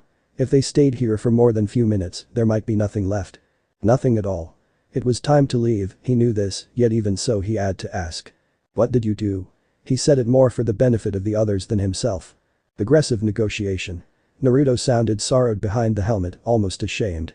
Wado drove a hard bargain, but I managed to persuade him to free Shimi. Anakin's exultant laugh and Shmi's gasp of sheer shock were carefully ignored as he turned to Vet and said. Alright then lades, the ship needs prepped for departure. Pack your things. He turned to take in Shmi and Annie once again, and before either could blink, he'd wrapped his arms around both, drawing them close. We're going to Coruscant. All of us? Anakin asked in quavering tones, as though he couldn't possibly believe what Naruto was saying. His grin encompassed all of them. All of us? Qui-Gon couldn't keep the smile from his face this time. Yes, Naruto's brief descent into the dark side worried him, but everything he saw before him told him that the blonde was still very much at one with the light. He would not be lost to the shadows so easily. He was lost in his own thoughts when a flicker in the force screamed a wearing. Qui-Gon swung about with such swiftness it caught everyone completely by surprise. Down swept the GD's lightsaber in a brilliant arc, cutting between the glaring suns and a black blur, clashing momentarily with something made of metal that shattered in the wake of the weapon's passing. Wah! Naruto jerked forward a split second later, blocking Shmi and Annie protectively, but it was already over. Qui-Gon clicked off his lightsaber and knelt to inspect a cluster of metal parts, still sparking and fizzing in the sand. The acrid smell of ozone and burning insulation hung in the dry air. What is it? Anakin asked, peering over his shoulder. Qui-Gon rose. Probe droid. Very unusual. Not like anything I've seen before. He glanced about worriedly, eyes sharp and bright as he cast up and down the street. Naruto mirrored his tension, helmeted head turning to encompass the entirety of the slave quarters. Abruptly, he seemed to reach the same decision as Qui-Gon. Annie, get C-3PO onto my ship. Shmi, forget your things. It's time to go. Qui-Gon took them out of Mos Espa swiftly, hurrying through the crowded streets to the less populated outskirts. All the while, his eyes and mind were searching, the former the landscape of Tatooine, the latter the landscape of the Force. His instincts had alerted him to the presence of the probe droid tracking them, and his GD training in the ways of the Force warned him now of something far more dangerous. He could feel a shifting in the balance of things that suggested an intrusio on the harmony that the Force required, a dark weight descending like a massive stone. Naruto followed close behind, Shmi and Annie clustered close to him as he muttered blackly to himself. The Konoha was already en route to the Queen's royal craft, slowly coming into sight on the horizon, and Qui-Gon forced himself to relax. Everything would be alright. The transport was coming into shape now, a safe haven, if they could just get to it. Ah. Shmi gasped as an unseen hand wrenched her backwards, flinging her to the sands like a ragdoll. Naruto cried out in surprise, his words were eclipsed by a roar of fury. And then the assassin was amongst them, a blur of black and red, his lightsaber flashing, forcing Naruto to desperately parry before Qui-Gon could prevent it. And then just as quickly as the two combatants had engaged, they split apart. Wall stopped. Wall stopped. He sensed something. Something more. Naruto blanched. Oh shit. He withdrew further into the blinding glare of the twin suns. He tried to hide his expression behind the helm, but there was no way to hide what was in his mind. Shmi was in pain. Her agony cried to him now, and his spirit cried with her. He tried to shut it out, to shut it up, but the cry was loud, and he couldn't stifle it, couldn't leave alone, had to cradle it openly, to give it solace. Maul's consciousness invaded that private place, sullying their bond. No. Screamed Naruto. Maul was incredulous. Mate. Mate. He bellowed. Your feelings have now betrayed her, Tuha. He roared triumphantly. I will take great pleasure in killing her. His sneer was clear to Naruto, through the glare of the suns, through his anger, through all the realms of darkness. And I will make you and your son watch, oh yes. Mom. Anakin cried. Naruto grit his teeth, lightsaber flaring to life in his offhand. The golden blade cast an eerie pall between them, a line he would not allow the boy to cross. When the bounty hunter finally found his voice, it was rough with emotion, hoarse, evidence of the great effort he was making to restrain himself. Bet on the ship, Annie. The boy stood stock still, unable to take his eyes from the still form of his mother on the desert floor and the seething figure of the man who was his father. He could feel the man's tension, his desire to go to her and make sure she was well. And then there was the wicked-looking Zabrak standing firmly between them, yellow eyes agleam with fiendish delight, the mosaic of his face curved into a wicked grin. Qui-Gon's face was set in stone, his features betraying nothing. Anakin sensed none of the turmoil from Naruto in the man, yet even so he feared the GD might not be an even match for the grim specter barring his path. "Anakin." Naruto spoke once more, his words barely a hiss. "Get on the ship and tell them to take off. Now." "But." "Bet on the carking ship." Naruto rounded on him, his pupils wide and red with fury, his eyes inverted and crossed. Anakin dithered a moment longer, blue orbs drifting back and forth between the two men and the frightening specter before them. He felt Naruto's eyes on his back, but he daren't turn for fear that the demonic figure would pounce upon him, as it had his mother. Please let her be alright. He prayed to all the gods he'd ever heard of. Please, oh please, oh please. Naruto watched him go, and it was only when the ramp began to close that he deigned to return his attention the simmering Sith standing before them. He had to end this quickly. Had to get to Shmi. Had to. He must, for if he did not, he couldn't bear to live. As if sensing his tension, the Sith raised a hand and force pushed Shmi, dragging her body even further away from them. Her cry of pain tore at Naruto's heartstrings, ripped them to pieces. He wanted nothing more than to go to her side, and yet her very presence prevented him from using his more powerful techniques, from whipping this shitty little Sith clear off the face of Tatooine for fear of hurting her, catching her in the blast radius. The lightsaber had never felt so heavy in his hand, he was reliant upon the weapon now, more than ever. "You're going to regret that, hornhead," he hissed. Wall sneered, visibly stung by the insult, retaliated with one of his own. "You fear for her?" he snarled. "It is your fear that makes me stronger." "Fear?" The Jinchuriki mused as he raised his saber. Of all the shitty timing. But that didn't matter. Shmi was right there, lying, dying at his feet. He was pissed the hell off. "Yes, I suppose it is fear. Fear that allows me to live, fear that forces me to thrive, and you. To die." He burst forward with what little fuel remained in his jetpack lightsaber thrust before him like a lance. Maul dodged aside and met his assault with an upturned palm and an invisible wall. Ungrounded as Naruto was, the force push launched him backwards head over heels, returning him to the Qui-Gon side. Grunting, the Jinchuriki picked himself up, dusted his leathers off, and dragged himself to his feet with a visible effort. "It seems we brought trouble with us." The GD Master sighed. "I've had a good long run." Naruto grinned, snapping of a salute with his blade. "No regrets here." Without another word he lunged forward, stabbing his saber like a lance, feinting at the last instant to cut at his lower torso. But the Sith must have been expecting it, because he batted it aside and riposted with a lunge of his own, striking the shinobi full in the face, stunning him. There came another snap hiss, and suddenly there were not one but two blades, standing erect at either end, the latter careening towards the blonde's exposed neck. Naruto swore at his mistake. In his fury he'd forgotten that Maul's blade was a dual one. Now, too late, he realized his mistake, as the crimson beam slammed down against his unprotected jugular. Bzzzzzzzzm. Qui-Gon's blade was there, interposing itself between the crimson death blow and the shinobi's neck. The tattooed Sith screamed in frustration, forced to abort his attack at the last instant, lest he lose his head. And he nearly did as the recovered blonde brought his own blade up and down, striking a searing line between them. They faced him together, GD and Hunter, their blades glistening in the heat of the searing afternoon, forced together by the unlikeliest of circumstances. Harsh winds began to buffet them as the storm drew nearer still, peeling the sand itself from the ground. Maul laughed harshly, exulting in the fury of nature as he stormed towards them. "You're mine, GD. I think now would be a very good time to leave." Naruto hissed at Qui-Gon. "I concur." Maul frowned as the ground trembled beneath their feet. Qui-Gon had just enough time to see the Konoha streaking towards them, ramp lowered, the backwash from her engines throwing Maul from his feet for a split second. That was all it took. Naruto blurred forward, his booted heel slamming into the Zabrak's face, stunning him, knocking him to the sands. He spun, whirled, rolled and slashed furiously at the offending Lum, but by then the blown had already retrieved Shmi, an instant before his vessel's port-mounted turbolaser lit the ground crimson at his back, dousing them in grit and gravel. Qui-Gon battled back against the Sith, driving him to ground, doing his best to keep an eye out for the vanished pair. There. The bounty hunter was in motion, diving onto the ramp and rolling inside the bowels of his ship. In a flash he drew a blaster and fired 3 times at Maul, forcing the assassin to focus on the bolts themselves and not the weary GD Master he'd nearly finished off. Naruto fired again, this time at the Zabrak's feet, forcing him back half a pace, then another. It was enough. "Dead on." Here ordered Qui-Gon. The GD leapt, long and high, the force flowing through him like an invisible tide. The Sith's lightsaber seared at his back close, dangerously close, but did little more than singe the fabric before he was free and clear. A split second later, his boots touched the transparent steel ramp. He grabbed onto a landing strut as the Konoha accelerated, carrying them to safety, its ramp whooshing shut just before they cleared the atmosphere. He was rewarded by a snarl of fury as the Queen's craft did the same, escaping into the atmosphere. And then exhaustion found him. And then there was sweet blessed blackness. So this part ends here. Alright, that's it for today's video guys. Let me know in the comments section how was the story, and also don't forget to like, share and subscribe. I will meet you in another video. Bye bye.